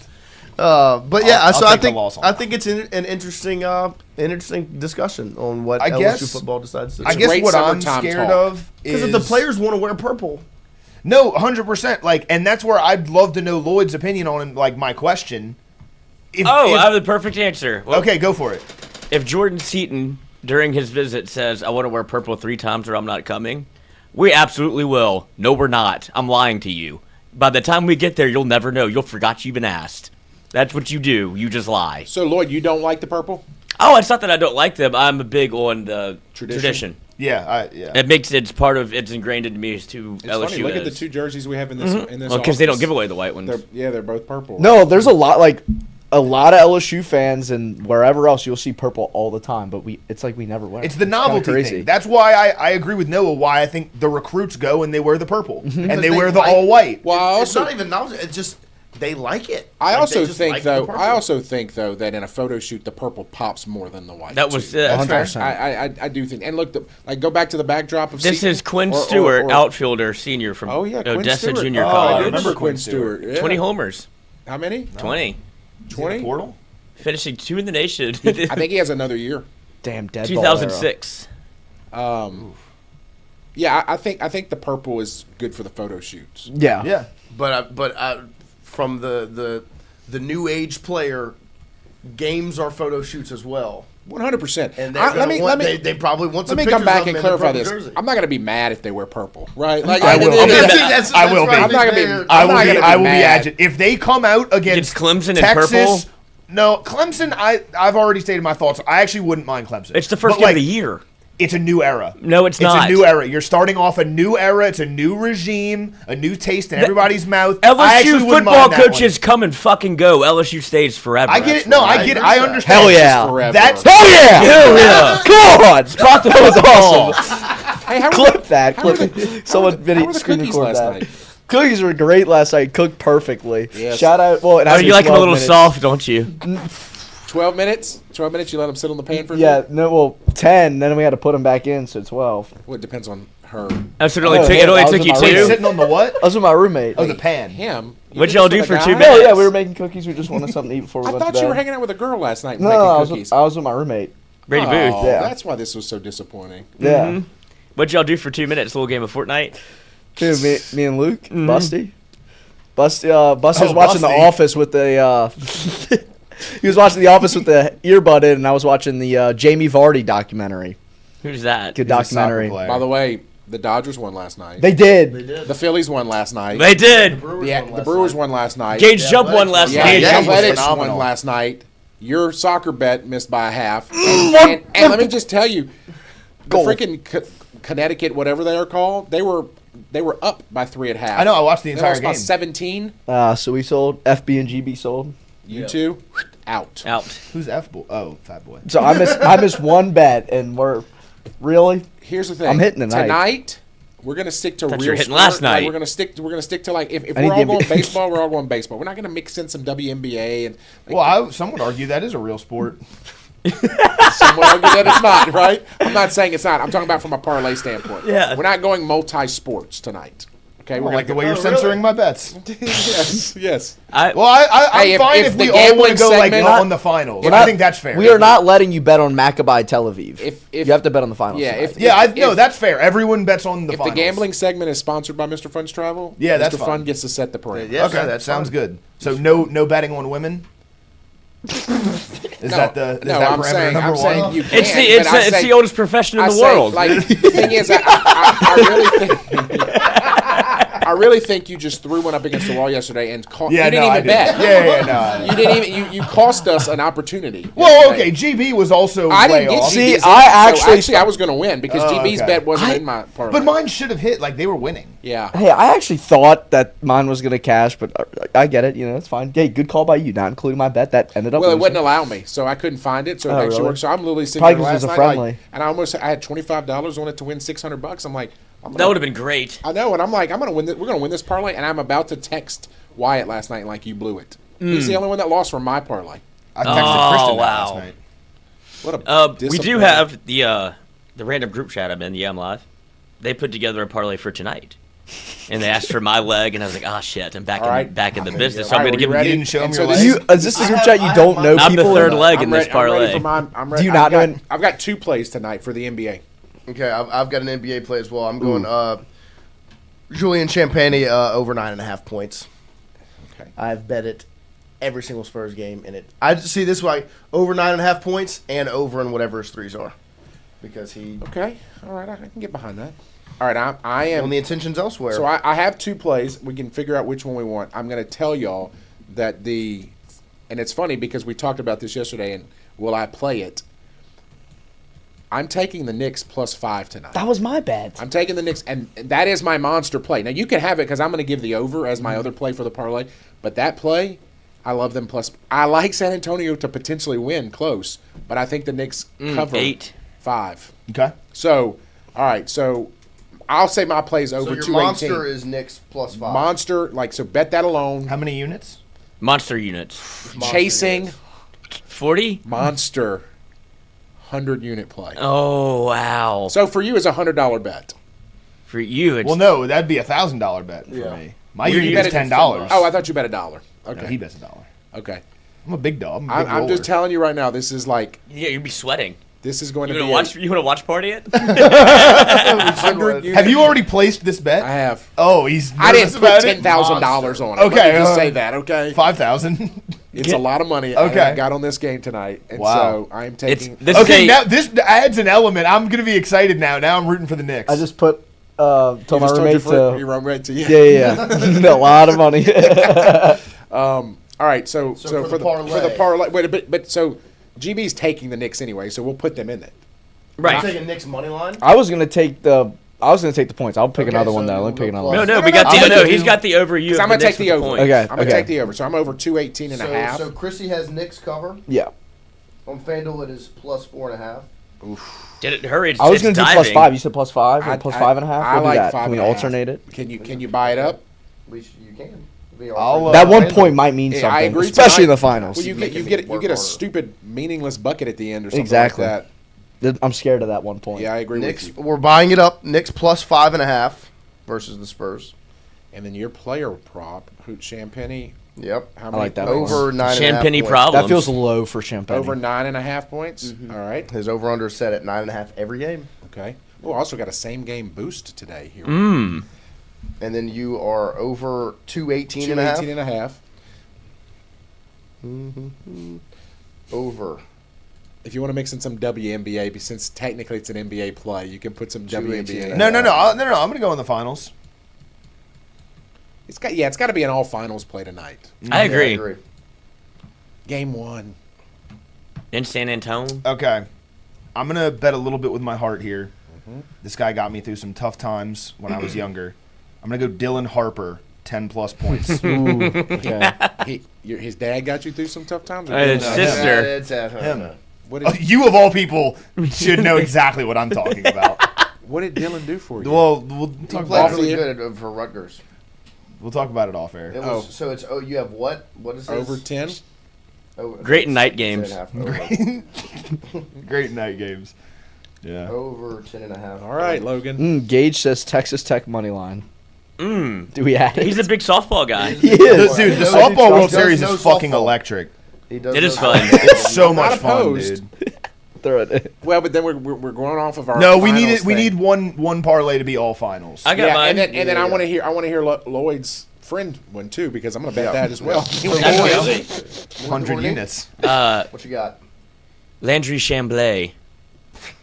2 Shamit? plus, yeah, 2 plus 3s. 2 plus 3. Okay, nice. Shamit 3s. God sham it. God damn it. 2 plus 3s? Mm-hmm. Okay, all right. Yeah, man, when he's hot, he's hot. Mm-hmm. Shadgummit. All right, so I got plus 1,200 here. I've 1, got 2, 3, 4, plus 5. 1,400. Oh. Now I'm at plus 1,500 with the same game boost. Boost. Under Shamit. Oh, $25 wins 400, boys. 2 plus 3s. That's a lot of cookies. And if I will say, if you want to sprinkle another pick, I would do the same 2 plus 3s for Champagne as well. Just another little sprinkle if you want to add that in there. Little sprinkle. Little sprinkle. 2 plus? 2 plus. Oh, Yeah, it's minus 256. yeah though. because he's going to make 2 plus. I'm just gonna go take his points straight up because I like that play. What was the number on it again? It was 9.5 is his point straight up. You could also, I mean, his 3s are probably at 2.5 as well. If he has an over under on 3s. all right. What's your Players threes over friend pick? What's your group text? Group text, the Yeah I'm Live. This is the one that I've been sharing with you on and off. Right. The physical ticket. What sports are we looking at? With the same type of deal that we just did, all finals. Wimby, 20 plus points. All right, Wimby, 20 plus points, minus 720. I mean, okay. Well, that's why you'd look. These are not all my picks. These are just picks. No, I got you. I'm not against it. Jalen Brunson, 25 plus points. Okay. Stephon Castle, 5 plus assist. Assist. All right. Spurs money line. And then my pick was the Shamit 2 plus 3s.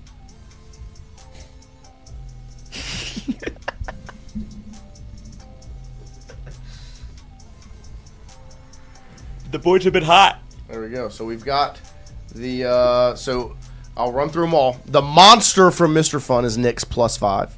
The Tingle & Co. parlay is Julian Champagne over 9.5 points.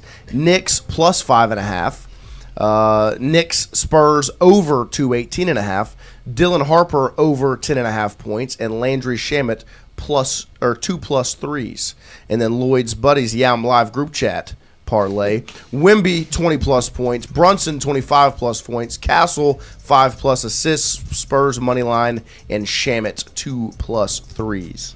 So Gage told us to take. And then Gage Texas Evans Tech in the tonight? chat, Texas Tech money line softball connoisseur. Minus 115. Rematch of last year's finals, Texas Tech and Texas. It is. How disappointing for Tennessee and Bama to be in the winners bracket and then get beat twice. Huh? Oh, no.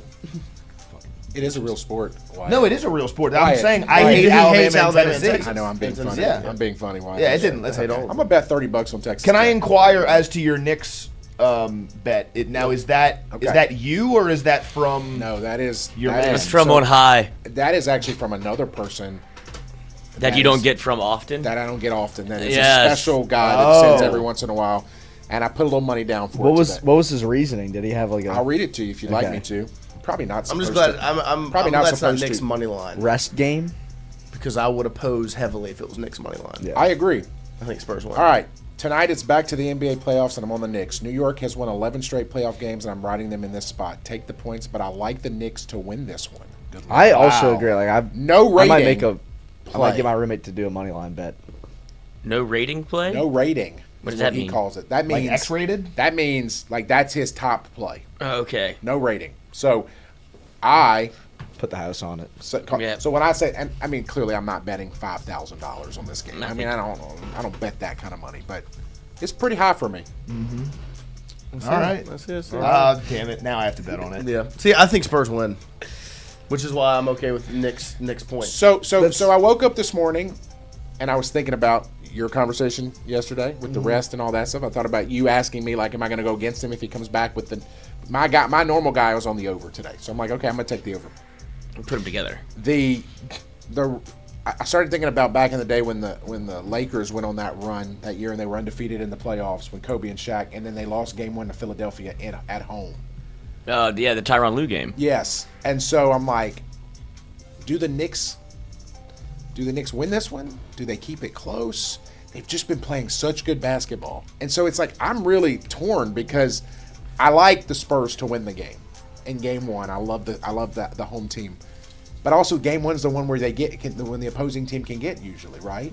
I just and it's also a veteran. Yeah, but the Spurs have played I've watched every Game 1 the Spurs have played. Yeah. They've played very, very good in Game 1. I think the only one they lost, unless maybe they lost it to the Blazers, but I don't think they did. They beat OKC. The only Game 1 they lost, from if my memory serves me correctly, is to the T-Wolves by 2 points. Like was not, and so they played extremely well. And that was because Wemby got the ejected. Blazers. If you like Wemby did get ejected. If you like the Spurs to cover They and beat the Blazers game Knicks to win, I mean the opposite, the the Knicks to vice win, versa. the Knicks to You cover do and the both. Spurs to win, you should bet like Spurs to win by normally they'll give you a line. It'll be like Spurs to win by 1 through 6. So what I'll tell you, and what the odds will be good for that. What I did actually was I just teased the Spurs and the over. I bought it down 4 points. So I actually have the Spurs winning money line and over 213.5 or whatever it is. So I have that on one side of it for $100 bet, and then I have the Knicks plus 5.5, and then the over straight up. I'm intrigued by the Knicks. I don't think I have a full read on the New York Knicks yet because their road to this point It's been very has easy. been much easier. We're gonna find than out a the lot. Spurs. I know the Spurs extremely well. I know exactly what I'm going to get from every player on that team. Every player that touches the court, I know what they bring, what they're going to do. The Knicks, however, I think I'm very confident I know who they are, but like we said, they've played extremely well. They've won 11 straight, the whole thing. Yeah. They've had quite the easy road. You can't trust the body of work The they have. Cavs were not good. Yeah. No, they weren't. And the 76ers had no business being in that spot anyway. I mean, now, respect to them for coming back and beating the Celtics. That 76ers team was not a second-round team that they beat. Yeah. And so- Mitchell Robinson broke his 5th metacarpal. and that's the other thing. He broke his hand doing non-basketball activities. That- That's where when with the break, I agree on the rest of standpoint, but it's all about how you handle it. Well, and this is a. Broke his hand not playing basketball. I was about to say this is a broken. He got in a fight. Yeah. Because I've had a boxer's fracture before. That's how it happened. He broke his hand not playing basketball. Coach was not happy about it when he talked about it in the presser. And He's from New Orleans. from Chalmette High. He went to A&M, right? Reese. He went to A&M, didn't he? No, he's UNLV. went Western to- Kentucky. Oh, Western Western Kentucky. Kentucky. That's right. A&M was Robert Williams. Robert Williams. That's right. Time Lord. But that's their big. Now they have Cat, and it'll be interesting to see how they match No, Mitchell up Robinson would change the with series. Spurs. But Mitchell Robinson Well, would be a huge. Cat will get in foul trouble. That's the concern I have against Wemby. I also don't know. But he's also going to pull Wemby out. Meaning, Time Lord. Wemby's not going to guard. Never Wemby's not heard gonna- that. No, Wemby's going to guard. Yeah, that's his nickname. I could be Time Lord. Wemby's going to guard Josh Hart.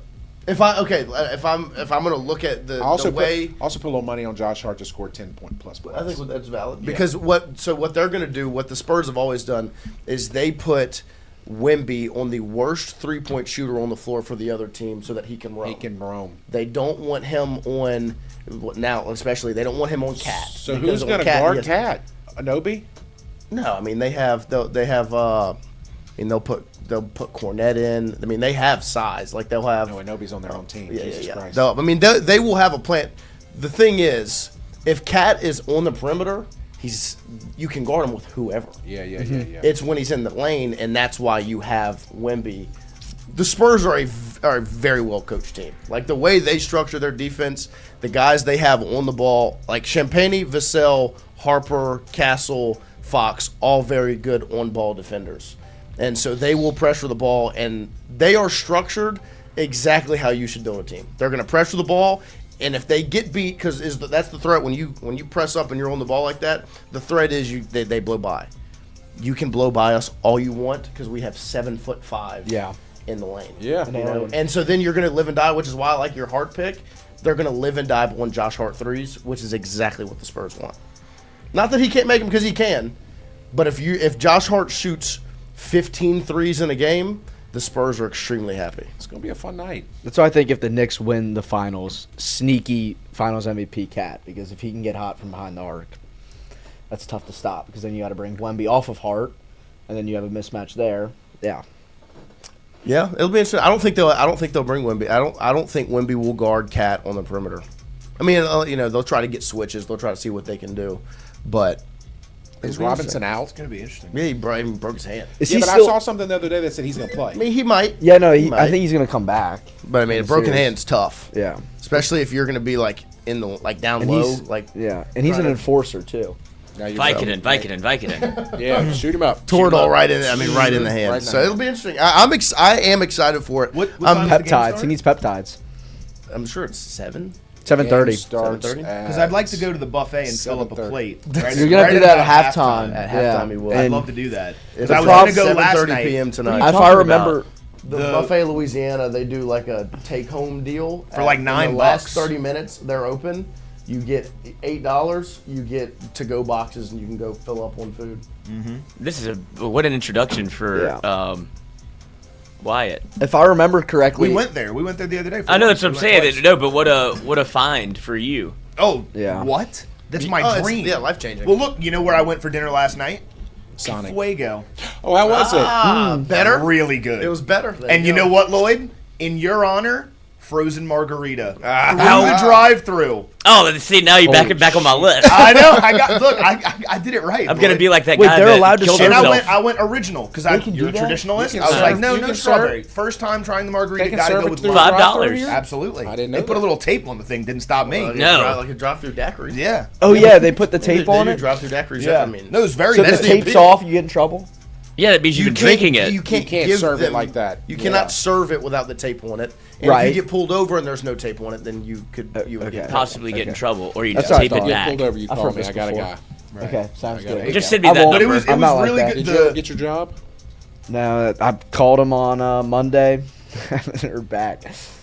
This is disappointing. I know. I agree. Shout out Fuego though. Very good. The taco I got, it was the Good Golly Miss Holly. There you it go. comes with Cheetos on top of it. See, I don't now, like any of that. listen. Now the genius I am. That sounds You good. added more. Eat the Cheetos off the top. Okay. Get a little pre-taco snack, and then then I eat the taco by itself. It was phenomenal. Really good. That is good. That's I good. love when he I got a lies about sausage, the egg, pie. and cheese. I watched the show last night just because I enjoy watching it again. I watched it last night and just I couldn't stop laughing at I love a good fast food restaurant that serves fast food. And him sitting over here just like dying laughing, like just. I think it's funny because we don't laugh at him when he talks about sports. I can tell it. I can tell you're a real eater when you're like, oh, pre-snack to the fucking meal. You know a real eater when you see one. That's right. Yeah. He doesn't brush his teeth after. I don't have to brush my teeth after I'm done with the Good Golly Miss Molly. Damn straight up. I got a sausage, egg, and cheese taco. It was good. And then I think I'm going to go no burrito bowl next time. Okay. So the Wait. good So Golly. what all did you order yesterday evening? What'd you eat Purple for, uniforms, man. what'd you eat for lunch yesterday, White? Oh, What did I Dearman's. have for Little lunch? bird. Oh, I had 2 burgers and 4 chicken tenders. Yeah, hell yes. So wait. Fuego. Yeah, You went yeah. up to the window. Okay. Hi. Welcome to Fuego. What can I get for you? Oh, this is Wyatt. Can I have a second? I've never been here before. Okay. That's Yeah, what I take your said time. originally. Take So your I was time. looking at the menu. You're driving through. See, if my first time, I want to did go the inside and drive-thru. kind of. Well, we've It was already his been. first time. We've Oh, already oh, been. oh. And But the I inside- did- inside's a it had been- disaster. It had been like 2 or 3 months that we've been. So I wanted to look at the menu again. I needed a second. There was nobody in the Gotcha. drive-thru. It wasn't time constraints. So I got a little like burrito bowl. The burrito bowl was like pretty small. It was good, but I don't know that I would get it again. I think I would just go 3 Did tacos. they next beat time. you up again? Did they beat me up again? Bean. Oh, no. They did go no beans this time. It was good. I just think next time, instead of the bowl, I think I would get a taco instead. And then I went sausage, egg, and cheese taco, soft taco, really Breakfast. good, really good. And then the Good Golly Miss Holly taco, which was phenomenal. And that comes with smoked brisket, mac and cheese, jack cheese, cheddar cheese, and Cheetos. Bam. Bam. Oh, and then a frozen margarita. And a frozen How much was margarita. this? This was 25. ran you around. Damn. It was a gonna be little. It was a cheap. little on the expensive Yeah, side. Fuego's expensive, isn't it? It's honestly like if you're not fat, bowl- it's the not bowl bad. got him. Yeah, the bowl was what got me. I think Yeah. next So time Chris- if I so go GB without would- the bowl, GB could go in there for like $8. They don't have a kid Bet. menu. I think if you take out the frozen margarita That's and probably the $12, and the bowl, isn't it's it? like 15. I Yeah, would probably that was say. that was $15 right there. The bowl was $9. Yeah, that's crazy. Oh, well, I'd take the frozen margarita, yeah. What's for lunch today? That's a good question. No, Me and Lloyd have a we, lunch have, today. we have our meeting. Oh, have a today's the lunch big today. Oh, meeting. so today's the perfect day to get a pre-lunch before your Yeah, lunch. you got a pregame. Yeah. What Yeah. time's the meeting? For lunch. One. Oh yeah, so you eat lunch before. Yeah. I think Well, we're but meeting the to eat. meeting is lunch. It's like when you go meet a Oh, they're girl, serving you knock one out food? beforehand. Tell him I need a card. Put your best foot forward. Yes, you're part of the pitch. I am part of the pitch. Man, when does soccer? When does the World Cup start? Next week? June 11th. That would be next 8 week. days. 6-11. Where does this rank on your calendar? What do you mean? Yeah, the World Cup. Like, what is it to you? Okay, so It's what's like- what's one? I guess LSU football season. Number 2 is Pelicans if they're good. There you go. If Pelicans they're good. If over they're LSU good. baseball? Yeah, So the I Pelicans love are always I low, Love pretty the much. Pelicans. Yeah, they end up going lower at the God, end of that's the such a season. disappointing. I love the Pelicans. I love the Pelicans. I'm not And then- against them. I'm just saying it's. I was when they're cooking. win- This- I was cooking trades up this morning. I I was in the trade simulator. I I heard- was. I've been dialed. feeding Saints news. Jalen Brown. They're gonna make it happen. This year the World Cup's going to be 3. we're getting the guy from the Celtics. Yeah, Jalen I think Brown? They don't. that doesn't come out if they're not actively. Now, if we get him, hard to do that. yeah, I'm in. Well, now you're gonna have Exciting. a What are we giving up for? left-handed only player and a right-handed What are we giving only up? player. What do you They'll think you're gonna probably. give up for him? So the trade I did this morning in the car before I came in here was, you get Jalen Brown and a future second back because I would like to get a pick back with it. Mm-hmm. Now, if you don't get that pick, that's okay. And then you give up. You try to only give up one first. I think the Celtics are going to want 2. They're going to want one of the Milwaukee ones. I don't want to give up the Milwaukee first. I want to keep the Bucks first round pick that you have Because Giannis is gone. Giannis is gone, and it's So going it to could be be a a, really it'll good be a pick. lottery pick. And I think you could attach that to a worse player in a trade package to get something better out of it. I think with this trade package of Murray, Murphy, and then a first-round pick, a Pelicans first-round pick, you can get Jalen Brown, which I think is worth it. I agree with that. Because I think I love Trey Murphy. I don't want to get rid of him. Probably my favorite player Yeah, on the I like team. him too. But to me, It's on right now. Well, please put it on. I can't. Well, I guess I can show it What's to it on, you. Kick? the current Yeah. the current Pelicans, the way that it's been run and what they've been doing, has not worked. And the last regime was the last regime. That is gone. It is a new era. And if Joe Dumars wants to come in and make something happen, I'm all for it. And, that's I mean, why you got hired. You can't look. They don't want to rebuild, so you have to almost rebuild it yourself with what you have. And Right. this is kind of And like you you're don't only because you looked at Ja already. You're looking at Ja. Right. They asked for too much. Then you're kind of like, no, we're out on Ja, which is fine because look, Ja's a lot like Zion, so you don't want another Zion.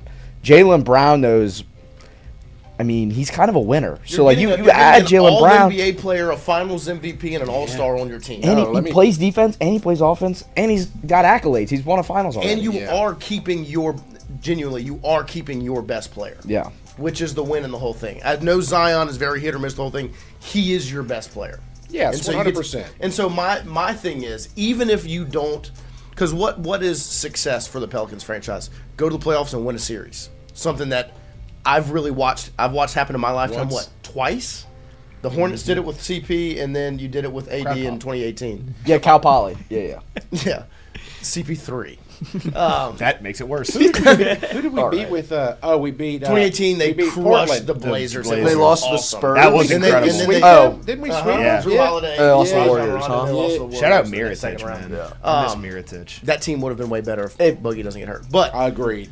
I don't want to get on that tangent because I can.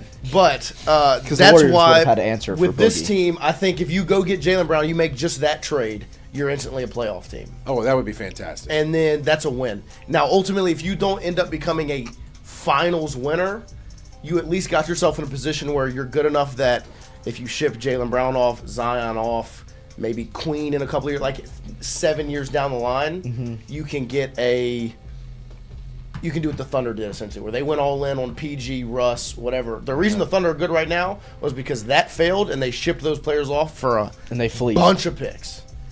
And so that's where, if you're the Pelicans, you have to put yourself in a position to be somewhat effective. Who did we trade to Milwaukee for the Drew Holiday. Drew Holiday. So those picks are just coming in this year. I think we've had one. Okay. And then this one, yeah. Okay. Yeah, so that's going to be and it's not protected.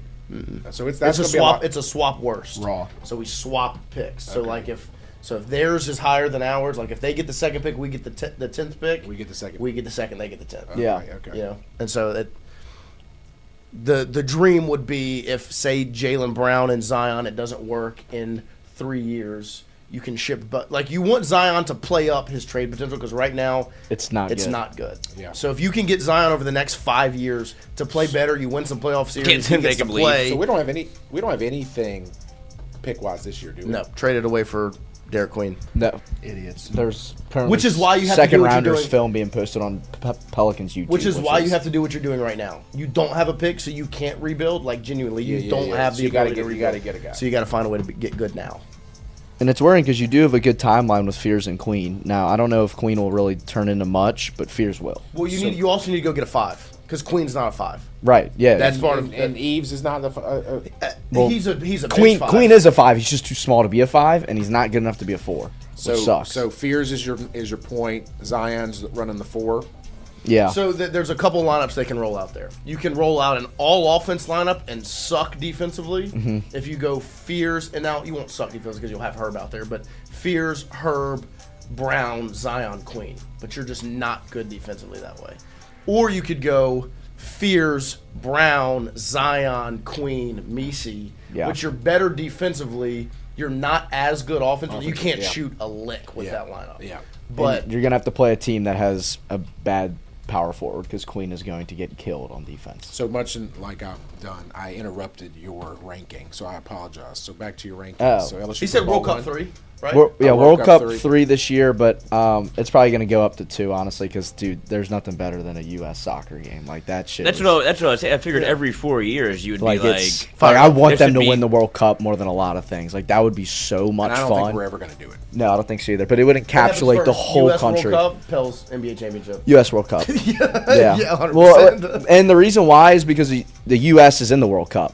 Right, have to be. The Pelicans aren't even in the fucking playoffs. Like, so you actually have a chance. Yeah.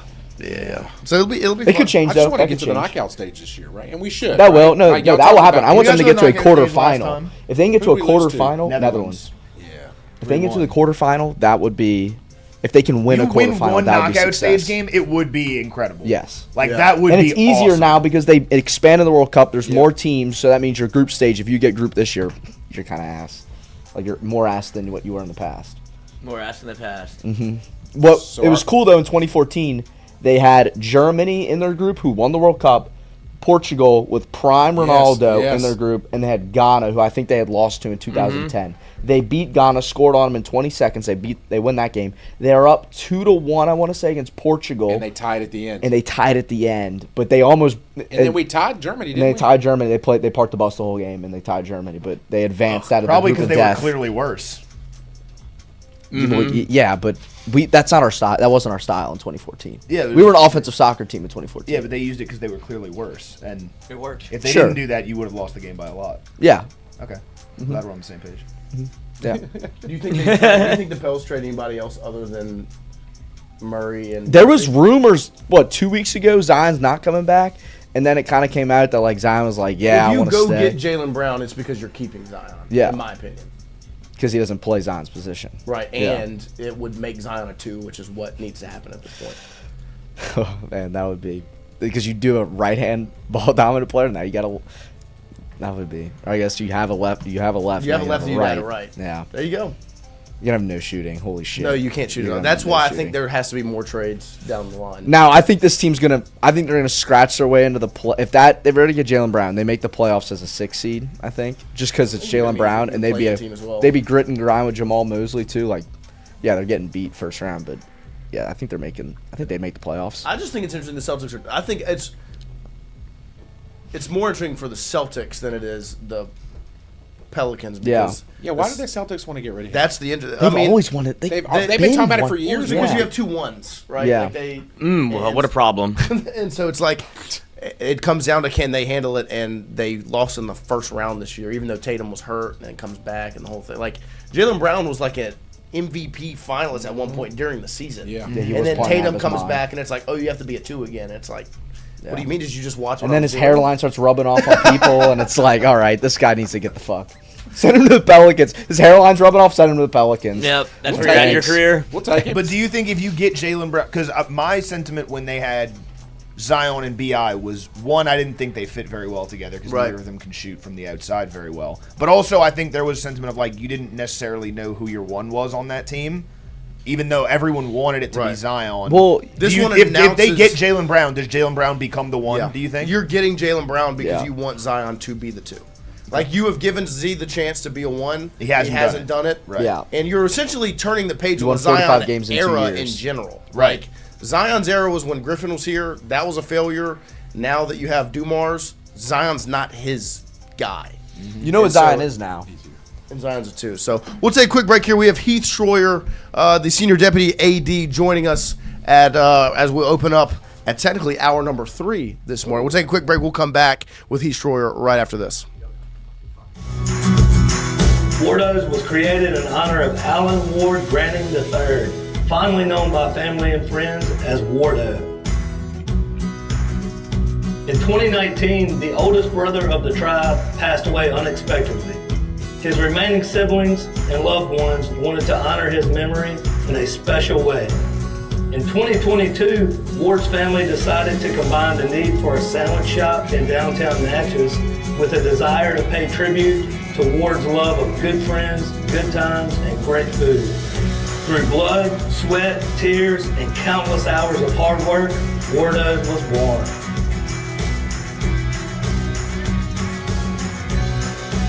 So go visit Wardo's today at 309 North Broadway Street in Natchez, where the po' boys are so good, you'll swear you're in Cajun country.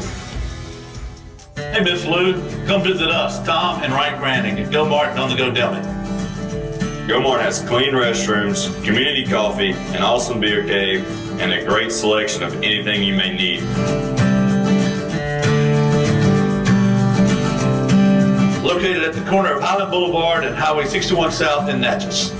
Also stop by Wardo's Po' Boys at 309 North Broadway on the beautiful Natchez Bluff. Where everyone is family.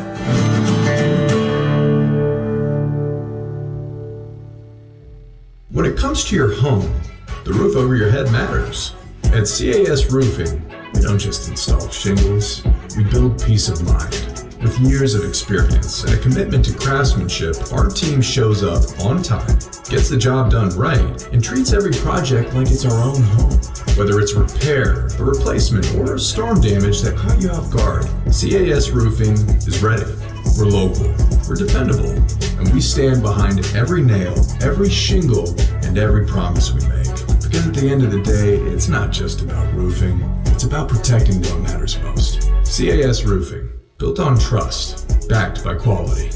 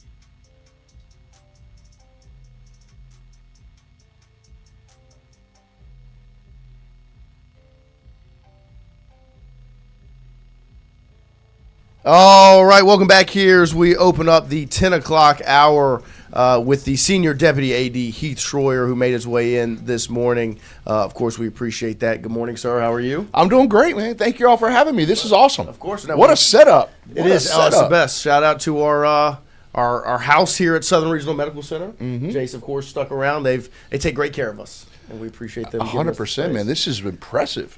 This is a very big-time deal. Yeah, I love it. We're trying. We're trying for sure. We appreciate you making some time for us. And nobody appreciates it more considering where we were and now where we are. It's all about perspective, right? Exactly. It's all about perspective. Moving this way. That's right. But we appreciate you making some time for us. sure. You're a very, very busy man. I want to start off with just for you just to introduce yourself, let everybody know who you are, job title, kind of all those things, so everybody can get a good understanding before we get into the nit and gritty of the interview. Yeah, well, I'm Heath Schroyer. I came here from McNeese. I was the athletic director at McNeese for almost 7 years, and I came here as a senior deputy athletic director, and also the other part of my title is external relations with the system. Yeah. So it's kind of a different deal. But the easiest thing to tell people is I backfilled Verge's old job. Right. I mean, Verge did a lot of the same things that I'm doing, and so it's been a pretty smooth transition. And I love the state of Louisiana. I came here in 2018, and I've never left. Yeah. And it's crazy how that seems to happen to everybody. They go to Louisiana. It's wild. It's when I have spent more time in Lake Charles than anywhere else in my adult life. Yeah. So it's home. Yeah. You know what I mean? Like it was pretty emotional for me to leave and hard for me to leave just because of, the real relationships you've built there and friendships, et cetera. And, and then we kind of had it rolling, as far as a mid-major level. And, but when the Tigers call and Dr. Roos says it best, right? It's 3 letters, it's 2 colors, and it's 1 state. Yeah. And it's LSU. No, 100%. And speaking of your time, that era of like Charles McNeese, like that is a very tumultuous time. Like when you think about it in all actuality of everything that had transpired. Talk about that time for you, having that job during whether it was hurricanes or all of the things that transpired. What did that mean to you? Obviously, in the time getting through it, and then of course now looking back at it. I look back on it, and it was the hardest time of my personal and professional life. Truth be told, I went through a divorce during the same time, and it rains, it pours. It does, and I will tell you that as hard as it was the most rewarding experience that I've had professionally. I think it's prepared me and taught me more things than anything else could have done as an administrator, as a leader. Right when you walk out, and it was, August of 20, right? And, you drive back in after Laura hit, and the whole area it's a war zone. Yeah. And everything's underwater. Every facility is destroyed. I was the AD for a couple months at the time, so like, okay, here we go. Right, yeah. Right. And, all of your 400 athletes are dispersed all over the country because they can't be here. And then to walk in and say, okay, what are we going to do? Well, the first meeting, the second day after the hurricanes, the people who were there, we met at a picnic table by our track because everything was destroyed. There was no electricity. There was nothing. And the 4 people were turned and looked at me, and they just started, they were emotional. Yeah.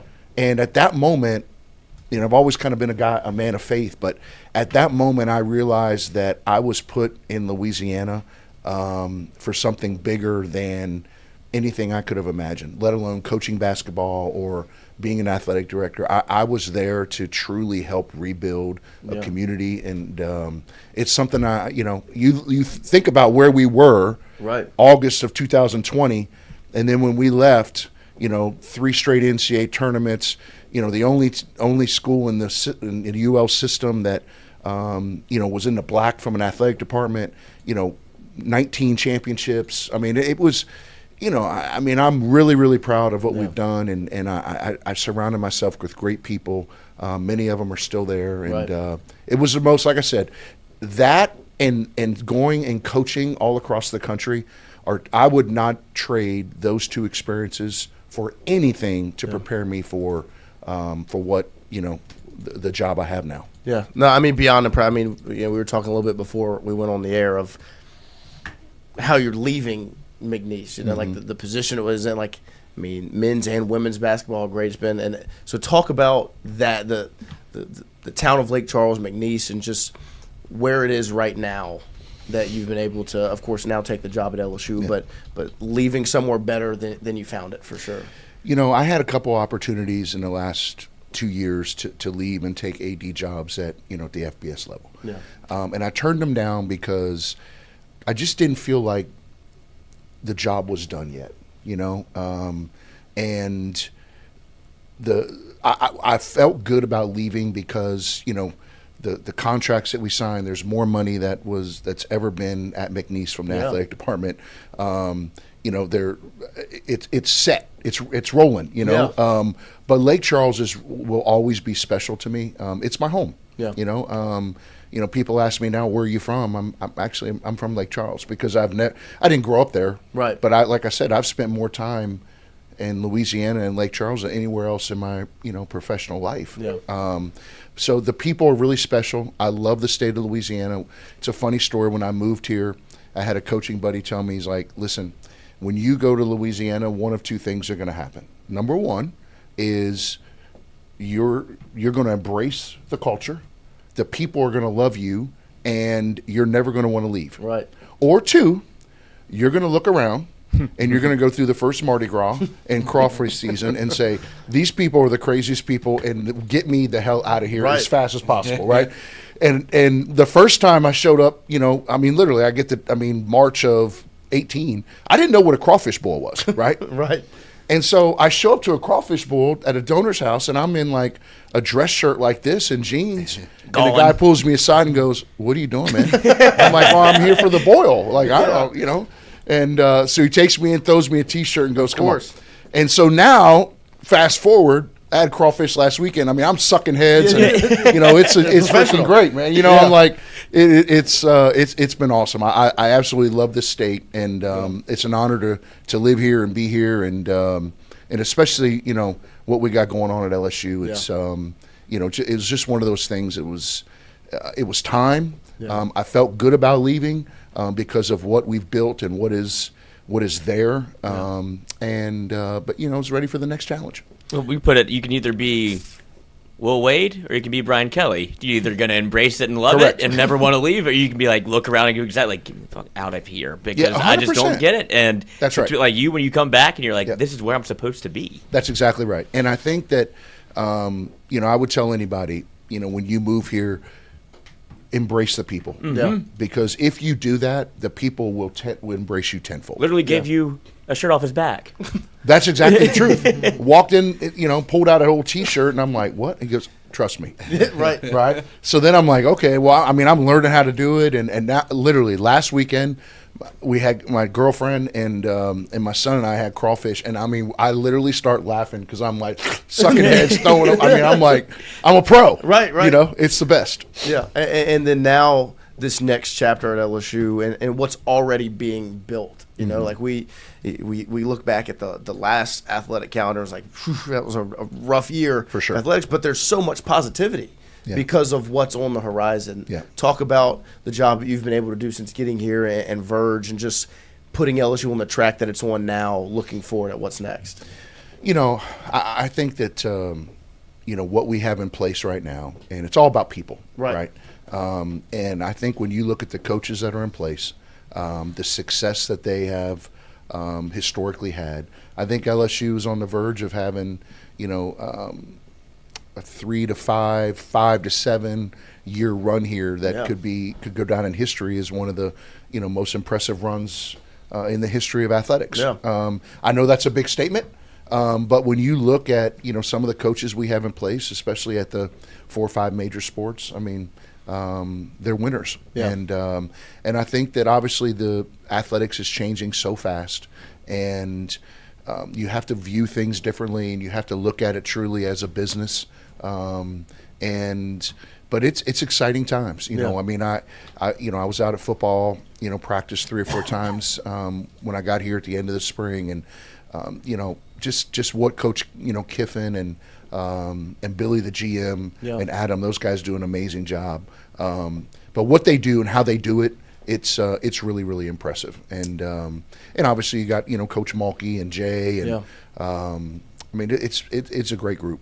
Yeah, and then on the men's basketball front, I want to ask you about Coach Wade, but I want to start in Lake Charles. Like the decision to bring him in to McNeese, of course, it's a huge deal because of how it ended at LSU, all that had been said and made about him, and then to make the decision to bring him there. What went into that, and then, of course, the way it all played out?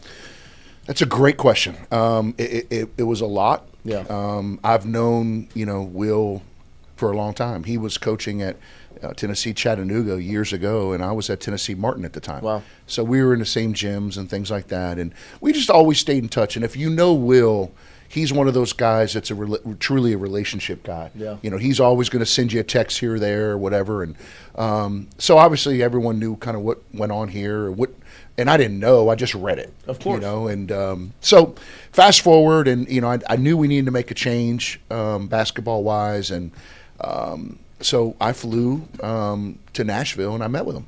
And I said, tell me what happened. And he was very transparent and owned it, and talked about a lot of mistakes he's made and things he's, et cetera, et cetera. And so, fast forward, and we started, kind of going down this road. And towards the end of the season, when I really made the decision to pull the plug, it was obviously a big risk. Yeah.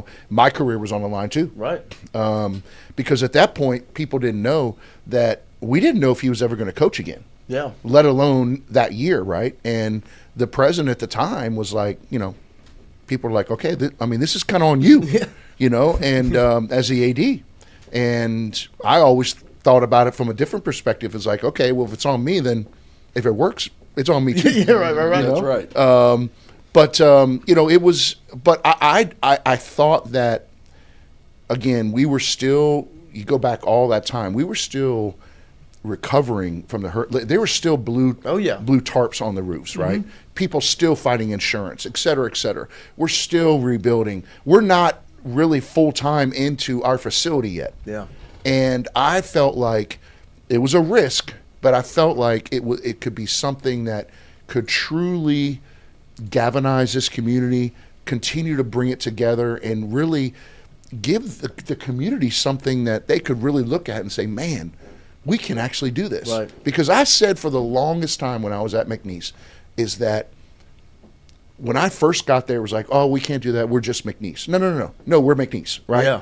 And to get them to believe that they can become something bigger and better than they've ever thought. And I knew if this all worked out, which was going to be a risk, but if it worked out, we could truly galvanize this entire community. And I will tell you that Will Wade walked into Lake Charles and truly embraced Lake Charles community. Yeah. It chokes me up because I remember all the people, that would hug him and thank him, et cetera, et cetera. And, he came back for the second year when he didn't have to. All those things. It's I say this about Will, and look, we all know how media is, of course, et cetera, et cetera. But when you really get to know him, he is an extremely loyal human being, and he helps people, and he helps people that can't help him, and treats people better that can't help him better than anybody I've ever met. And I'm talking about the people who clean the gym, the GA in the ticket office, all the people who can't really do anything for him. He treats those people better than anybody I've ever seen that is at that stature.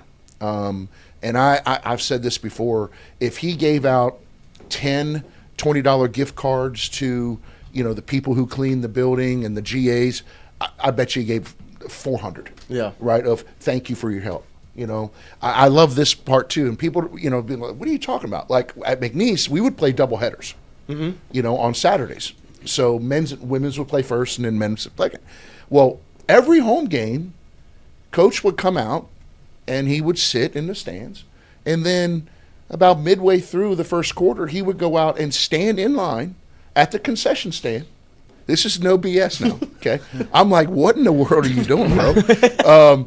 He would stand in the concession stand. Okay. He would get a hot dog. He would get a Coke. Yep. He would stand, go sit down in the stands, stand up and cheer, eat his hot dog, mustard everywhere, and I'm like, what in the world, right? But that is him. Right. And that is, and I think the reason why this state embraces him so much is because that truly is, he, you can reach out and touch him. Yeah. You know what I mean? Like, and it's just, it's really cool to see him back in the state of Louisiana, and especially at LSU. And I think that it's an unbelievable story. Yeah, because that's the word that we use a lot when it comes to now with Coach O back, and you think about it, it's being genuine, right? Yeah. When you're genuine and you're real and you're yourself, Louisiana just loves it, Yeah. and embraces it, and so it's awesome to see, and we're extremely fired up. For sure. But for you, when Will took the stage at the press conference, his introductory press conference, second introductory press conference at LSU, he talked about y'all, the blueprint, the plan that y'all had used at McNeese, President Roos, yourself, and obviously him, and bringing that from a regional level to a national level. When you heard him go up there and say that, and obviously the conversations y'all had, what does that mean to you? It means a lot. I think that, obviously my job is bigger than just overseeing men's basketball. But for him to have that kind of confidence, and I think the thing that he's learned, and he'll tell you this, is that alignment really, really matters. Yeah. Right? The trust factor really, really matters. And I think that people ask me all the time, like, well, how do you have such a good relationship with coaches? Yeah. And I've always say this, well, at the end of the day, I was one, Right. okay, for a long time. Yeah. And I always said that I just want an athletic director to tell me the truth. Yeah. As hard as it is, maybe sometimes it's stuff I don't want to hear, but just give me the real. Yeah. Right? Give me the truth. And I think that the reason Will and I got along so well from the start is I told him that in our very first conversation when I hired him. And I've never lied to him. Yeah. I never said something I couldn't deliver. If I can't do it, I'm going to say, Coach, man, I can't do that. Or Coach, man, we can do this, but we can't do that.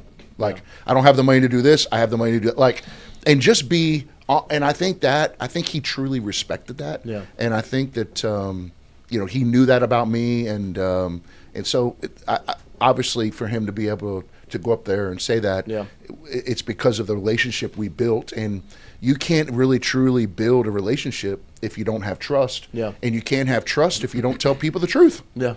And that's just, I don't care if it's relationship with a spouse or you're a coach or colleague or whatever. Life. Life, man. And those conversations are hard. Listen, telling Will Wade no isn't easy. Right. Right?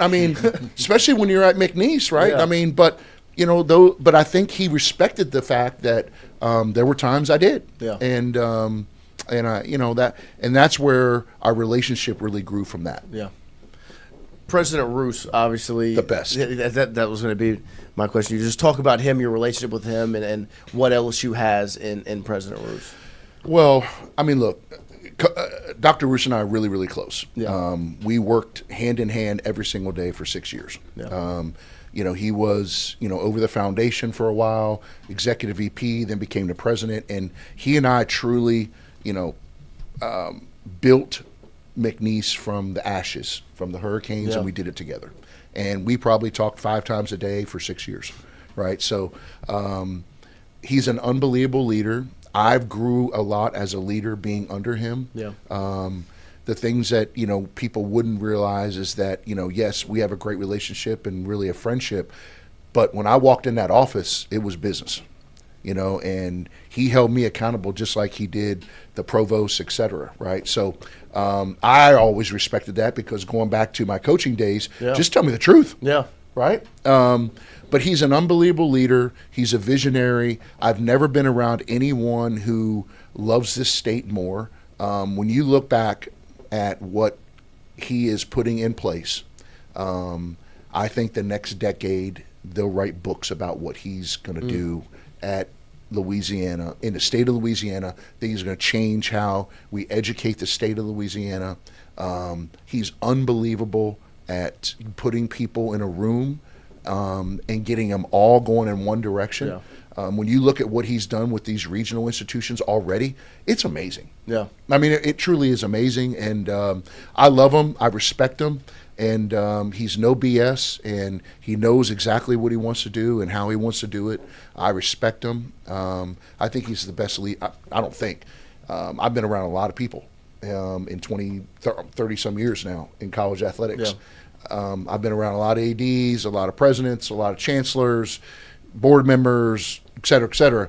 There's never been a guy, a man or a woman that I've been around that's a better leader. Yeah. And there's nothing I wouldn't do for him. I think the world of him, and but what he's going to do, what he's already started to put in place. I mean, it's just, I mean, think about, he's been here not even, I think maybe 6 months. I'm not even sure. But think about all the regional institutions and the job of the president of the system, right? Not just LSU, the A&M campus, but the system, and getting everyone in one direction. As simple as 3 letters, 2 colors, 1 state. Right. That's powerful. It's powerful, and it's like, well, wow. So you have the students at Alexandria. I'm at LSU. Yeah. Right? Like, I'm part of it. And just to be able to bring people together like that in one common goal, in one mission. Right. He did the same thing at McNeese. That didn't mean that he didn't make changes. And he's not afraid to make changes.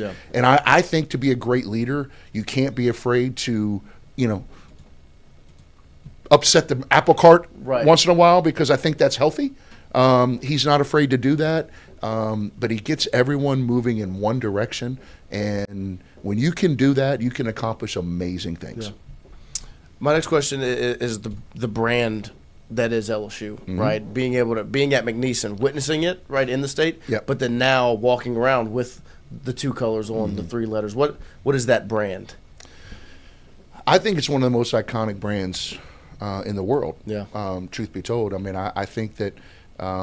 It's right up there with IBM and Nike, et cetera, et cetera. I mean, I really do. And it's very, very powerful. It comes with a lot of responsibility, and but it's an honor to be here. And I think people view, nationally, they look at LSU as, I mean, good, bad, or indifferent. They're going to talk about LSU, right? Right. And I mean, and I think that it's, lack of better term, it's cool. It's a great place to be. Yeah. But I will tell you that it's more, obviously, athletics is the brand, right? It enhances the brand of the school. But I've always said that athletics plays a huge role, but it's not the only thing that's going on campus, right?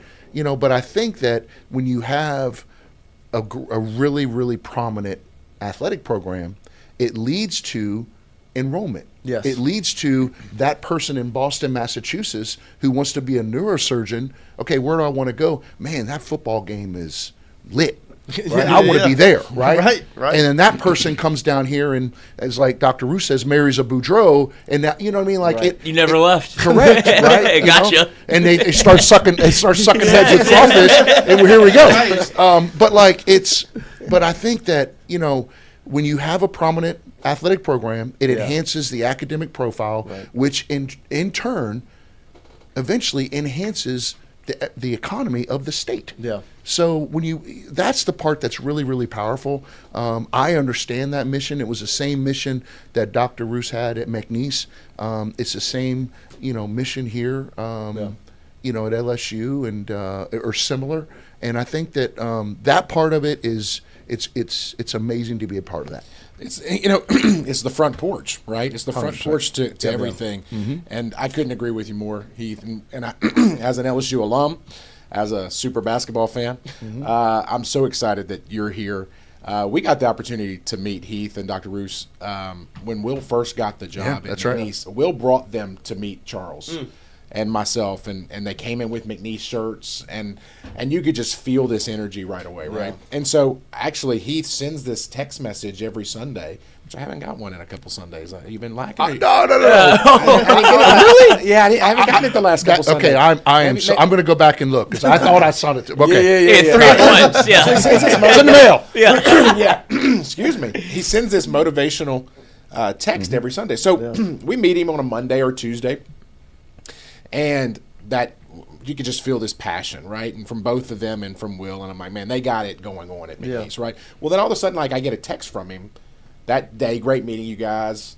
Then I get this text literally every Sunday. From that moment on, I would get a motivational quote from Heath with McNeese colors. Well, when the rumors started that Will was potentially coming back and Heath was coming back, so I started kind of, setting the groundwork here. And I said, so are we going to get like LSU texts like that? And he's like, absolutely. And so I had the privilege, your listeners know, I had the privilege to fly with Heath and Charles to go pick up Will. And Heath sat across from me and we talked, and I joked with him that day. I said, are you going to have the purple and gold text messages on Sunday? He goes, oh yeah, I'm already working on it. And he sends them himself. He doesn't have someone else send them. Like he literally, and it's not some group me or anything like that. The guy sends them. And so, but back to your point, and I, having worked on the Alumni Association side for all those years, we always said it. The athletic department is the front porch to the university. Listen, that's why Alabama did such a great, their enrollment skyrocketed because what Nick Saban did on the football field. Alabama is not a better school than LSU.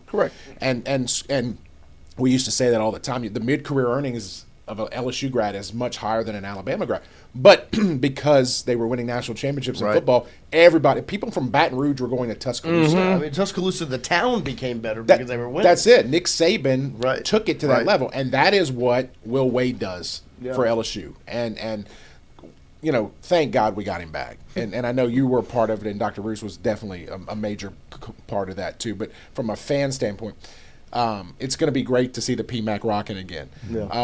Now, I know we have a dinner coming up in a couple weeks. What do we have to do? What do we need to do to get this excitement going even more? I mean, I know we got to raise some money, and we've got, and I know that's a big part of it. But what can the average fan, maybe not the millionaire fan, for sure, what can an average fan do to help this program? Buy tickets. Come to the game. Go buy season tickets, right? Be a part of it. And, it doesn't matter if it's, to your point, Jason, if it's a guy or a couple that gives $1 million or, you know what, hey, we bought season tickets in the bowl. I mean, come be a part of it because everyone is welcome. And I think that's the one thing that that I've always been this way, but I've really tried to bring here is like everyone's welcome. You know what I mean? Like there's a lot of fans out there and there's a lot of people that, save their money every single year to buy tickets to go to Tiger football or to Tiger basketball. Like, and that means something to me. I know it means something to, to Coach Wade and a lot of the coaches here. But I think the biggest thing, buy tickets. Come support it. And, because I will tell you this, that I'm really, really excited about the program that that coach is putting in place and building. And I think that, he's extremely motivated. Jason, you know him, but like this man has no hobbies, right? Like, I mean, literally no hobbies. And except for coaching basketball and recruiting basketball players, right? That's it. And and apparently aviation now. I'm sorry? Apparently aviation. I've heard that rumor. But, that's the part that, he wanted to be here, and again, I used to work at NC State, so I'm going to tell you that that's a really, really good basketball job. And, for him to turn that down, in the ACC, to come back to LSU at a place that, I mean, for lack of a better word. Gave up on him. Correct. Gave up on him. That's right. But this place really means a lot to him, and this state means a lot to him. And, he said it in his press conference, he wasn't born here, but this is his home. So it means a little bit more. Like Coach Kiffin said, it's different. It is different. But I think with Will back at LSU, it truly does it just means a little bit more to him. And because to me, like to both of y'all's points, the commitment to winning, right? And not just winning in one sport, but all of them. Like to be elite in athletics. And because to me, I think the place where you see that the most is men's basketball. Because if there was a sport at LSU after the past 4 years that you could have said, you know what, we'll save some money and not invest it there so we can spend elsewhere, it would have been men's basketball. That's the one that you could have maybe cast aside and pushed aside to invest elsewhere. And y'all, no, we're not. We're committed to winning in that sport. Yeah. What is the reason to commit to men's basketball and to want to win in everything? I think that, I mean, look, I said this earlier. I think college athletics now, more than ever, is a business. Yeah. And you have to look at it that way. There's two revenue generators on every campus, right? The two sports that make the most on every campus is football and men's basketball. Yeah.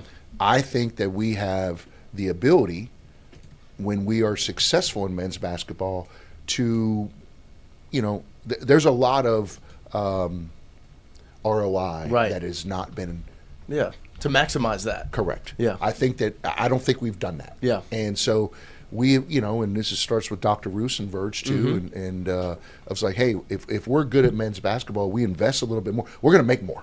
Right. And there's more to make. Yeah. Right? Because I don't think we've reached our potential financially in that sport when you look at the numbers. So I think from a business standpoint, it only makes sense, right? You need to invest in the sports that obviously make the most money, so that obviously when that happens, then that money can be spent, and you obviously put the money back into the revenue generators, but also it allows you to help the sports that don't. Because every sport matters, right? Because of the brand, what our softball program did. It's awesome, right? It helped enhance the brand. Every single sport matters as far as the branding of the institution. But financially, obviously, football and basketball, and obviously primarily football, you have to win because that generates the most revenue. There's nothing bigger, than LSU football. But second, we can maximize the more of the revenue potential in men's basketball than we have in the past. Yeah.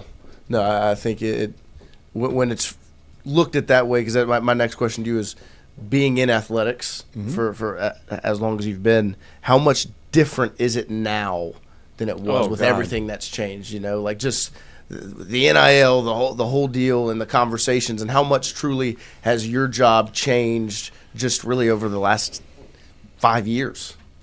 Oh gosh, I mean it's it's not the same job. It's not the same job, right? It's not. Everything's different. It's completely different. I used to say this to our coaches at McNeese, and I would say it again here. Like, look, the toothpaste is out of the tube, right? It's not going to go back in the tube, and the only thing that is consistent in life is change. Yeah. So we have to adapt, and the institutions and the schools and the leadership that is able to adapt are the ones that's going to be successful. Yeah. It's easy to sit around a coffee table and go, well, gosh darn it, I hate that. I do. I mean, listen, I understand it. Yeah. But if we want to, but no one's going to care about that, come November, December after football, or March after, baseball or basketball, or, June after, like no one cares. Like we have to figure it out. But I think the role of an administration now, especially in the AD and the leadership team of the athletic department, is you have to be very forward-facing, in my opinion. I think you have to be very transparent. I think you have to have real conversations with coaches, and I think you have to be able to get people all going in one direction more than ever, and truly being, a face, if you will, of where we're going. Yeah. Like people want to know, the fan, to your point, the fan who buys season tickets, they want to know, okay, well, where are we going? What are we doing? What are we trying to accomplish? And I think that before, 5 years ago, an athletic director could administer. Yeah. Right? More of an administrator. Yeah. I think now, you have to continue to raise revenue. You're always trying to figure out ways to develop sustainable revenue sources. Yeah. Where are our efficiencies? Where can we become more efficient? Yeah. Where can we maximize our revenue? I mean, all those conversations, they're happening all over the country right now. Yeah. Everybody's faced with the same problem to an extent. 100%. People say all the time, well, what's the biggest difference between, McNeese and LSU? And it's funny because I was at SEC meetings, with Verge and Julie Cromer. We went down there, and who Julie is awesome, by the way. And I came back. A couple of my buddies called and said, well, what was it there? I said, well, the hotel's better. Okay. The food's better. But it's the same stuff. It's the same issues. Yeah. It's just, when we sit around the table and we talk, and Verge and Julie and I talk or whatever, we're talking about the same things. Yeah. It's just more people, right? It's brighter lights and more zeros. Right. But it's the same thing, right? It's the same. Like where can we become more efficient? How do we maximize our revenue? Where's the next revenue stream? Thinking outside the box, et cetera, et cetera. Like, it's the same things we talked about sitting around, my boardroom at McNeese. It's just, like I said, just more people to manage. It's brighter lights, and there's obviously more zeros. Same thing. I'm sorry. No, you're I think, to your point, Heath, what you said earlier, too, about the next 5 to 7 years for LSU. From a fan standpoint, my spouse works in the athletic department, so there's a pride level that we have as a family as well. Seeing the athletic department today compared to what it was 5 years ago, and nothing against the previous regime, but you've got an athletic director that played football at LSU who clearly cares about LSU. Mm-hmm. You've got you've got Julie, you've got Clay Harris, you've got Dr. Roos.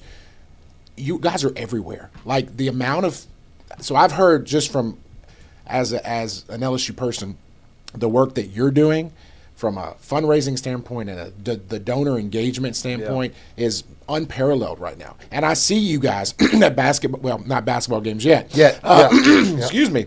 But at baseball games. Dr. Roos was at every basketball game. Verge is at games. Like seeing the athletic director, seeing the person that walk around and shake hands and just talking to everybody. That's a big deal because I think in the world we're in now with the high level donor fundraising, a lot of times the little man gets left out a little bit. I don't think you guys are doing a really good job. I just got a text from a buddy of mine who just said like they're hearing amazing things about what you're doing with the donors, and so that's awesome. Like that for LSU, that shows what a great investment they've made in you. Thank you. And I think, I asked Will Wade, why do you want to come back here? Right? You're at NC State. You're at a basketball school for sure. And when he said, Dr. Roos, the alignment, and Heath, I was like, hey, you can't be. I saw it firsthand too, so I was like, no, there's no doubt. And so, other people have used that word alignment before, but I really feel like it's the best it's ever been at LSU. And so, as a fan, I'm excited. It has been a bummer of a year. Yeah, it has been. I feel like we just had a really blah year, but what is on the horizon is so exciting. I mean, to think that with what lanes Coach Kiffin's going to do in football, then we roll straight into. With what Will's going to do, and I've heard about some of the games we've got lined up too. I mean, it's going to be a fun year. Yeah. It's going to be a fun year. Yeah, it's funny. I said to Coach the other day, talking about schedule. I was like, well, tell me what you think of scheduling. So I said, Coach, we're scheduling some teams now. It's not like we're going to be 12-0 going. You know what I mean? Yeah. Like, there's real teams. But. There's a lot of great qualities about Coach Wade, but his ability to understand the metrics in regards to scheduling. Like how many people would bring High Point here? I don't know if that's out there yet, but High Point is coming here, right? Right. Like them, McNeese, like they're one of the best like people don't want to play them. Right. He said, no, we need to play them because that's going to help our metrics. Like, that's going to be a quad 1 game. I'm like, okay.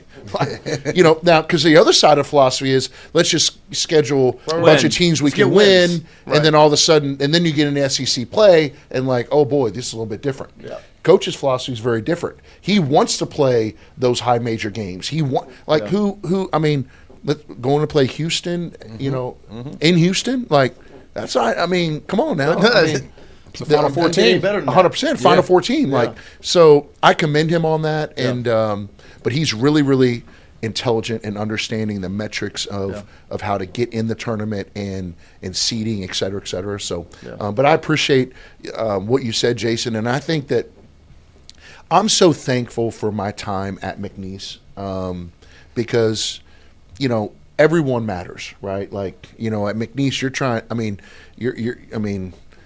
you're rubbing 50 cents together, right? But you know, I was the one that was stood outside the football stadium and thanked people for coming in, you know, because all those people matter. And, you know, and I think that I brought that same philosophy here. And, plus, you guys have great food and you're sweet at baseball. So you can say whatever you want, but the food is really so while we're on that, I don't know if you know Wyatt. Wyatt is the guy that did the hot dog challenge. Yes. You know him as the hot dog boy. Yes. Okay, so he can attest to the great food in our baseball suite. It's unbelievable. Well, he has a penchant for all I one can food. eat is hot dogs. There's like buffalo chicken pizza. There's meatball sliders. I can't fill up on the roughage. I got to eat the hot dog. Oh yeah. So I would always like, and my girlfriend Diana, she'd come to games when she was in town, and so like we'd go through, say hello, whatever, and she goes, okay, what she goes, you're going to see Charles and Jason. I go, yeah. I said, we're not eating until we go. Screw that. Because I think, and this is the last point that I have, at the end of the day, as much as everything's changed, it all boils down to relationships. Like that is, amen. That is the most vital part in life, right? But any business, but especially in athletics now, as much as the times change with NIL or transfer or whatever, it just comes back to relationships. You know, I'm glad you said that because the other thing I talk about a lot when people ask me, you know, certain questions, leadership, et cetera, is, you know, like Jason talked about, like, you know, a text message every Sunday, right? Right. Well, so people either see that at the end of their week or when they start their week, when they wake up, right? So I think that's a good touch point. But I also think that technology is amazing, but it also has made people lazy. Yeah. My own opinion, right? And so getting up and getting out of your desk and walking and thanking people and talking to people and engaging with people. It scares some people now. 100%. You know, and you think about the you know, my daughter said this. My daughter's going to be 29 or is 29, but like she grew up with iPhones. Yeah. All the kids growing up now, they've never had life without one, right? Well, so or a text message, like I remember the first BlackBerry. I'm like, man, this is so cool. A brick breaker. You know, and I was 25 years old or 30 years, you know. So, but I think that I've really tried to lean into that from the relationship standpoint, the people standpoint. Being able to stand up and shake someone's hand and look them in the eye and say, thank you for being here and thank you for helping us. Like, I think that goes a long way. Yeah. Following up, like, I mean, just all those little things, I think really matter. And, they, to your point, stand the test of time. Yeah. 100%. Oh, I mean, it's the first thing I'd never met you from Sunday. Whenever we went out to the tarmac and like Will Wade was brought in, you were brought in. Yeah. And it's the first thing I noticed about you. You were direct, like you don't know who I am. If I should even be out there. Yep. And immediately introduced yourself, shook my hand, did it with Noah, and then obviously Jason and Charles. And it's like the whole regime was like that when it came in. It's like, oh, it feels like they're from Louisiana. And that's a different thing to be able to notice because you notice the opposite very quickly. It's like, oh, you've already ingratiated yourself to these people. Like, you already know what you're doing. Right. And so you could tell, like, then it was like, oh, he was with McNeese. I was like, oh, he's been here before. For sure. And I was like, I could tell. And so that does mean the world to somebody like me. Like, if I would have just been, what if I was a secret billionaire? And I was out there saying, now I'm going to give my money because he was invested in me. Like, you don't have to be. Right. But it was very engaging for the first time to meet you. And you've been like that. I've seen you in the suite since then. Same thing. And it's the world that we live in now. It does feel like a lot of people are scared from, like, person-to-person contact because it's like, oh, I can do it on the phone. And it's like there's something to be said for, like, looking you in the eye, shaking your hand, and feel like I know you. Yeah. As opposed to just getting like you said, you do the text message yourself. As opposed to, like, you could plug that into the internet and, like, spit this out to 50 people. Yeah. No, I'm going to take my time and write it because it means something to me. That's right. That's right. It takes about an hour and 15 minutes every Sunday. Worth to it. go through every single one, right? Yeah. But it's worth it, and I don't know. It's kind of always been my thing, and but I love being here, and I love the people of this state, and I really do. I think we have an unbelievable opportunity in the next 3 to 5, 7 years, if you Yeah. will, to just, do some really, really special things. No, we completely agree. We're fired up. Super excited. We appreciate you making some time for us. For sure. Thank you for having me. No, of course. Of course. We tell everybody, as they've set the precedent, it is an open door policy. Awesome. It's just the door opens up, and we keep on rolling. So Thank you. We appreciate And it. it makes the room a little better looking every time you walk in. He is the best dressed athletic best looking, I've ever seen. Yeah, and listen, I tried to pull off that look with the sports coat and the jeans, and I still don't have the boots yet. But we had the NIL the gala, and I said, Heath, look. He goes, you don't have the boots. I said, damn. I'm gonna get there one. Look, I'm growing out the beard and everything. I'm gonna look like Heath Schroyer one day, man. Yeah. Wait till it gets white. Oh, there's some in here. I'm already seeing it. That's what's concerning to me. Well, we appreciate you. Definitely Thanks, talk to guys. you again soon. And we appreciate everybody for watching. We'll be back tomorrow morning at 8 a.m.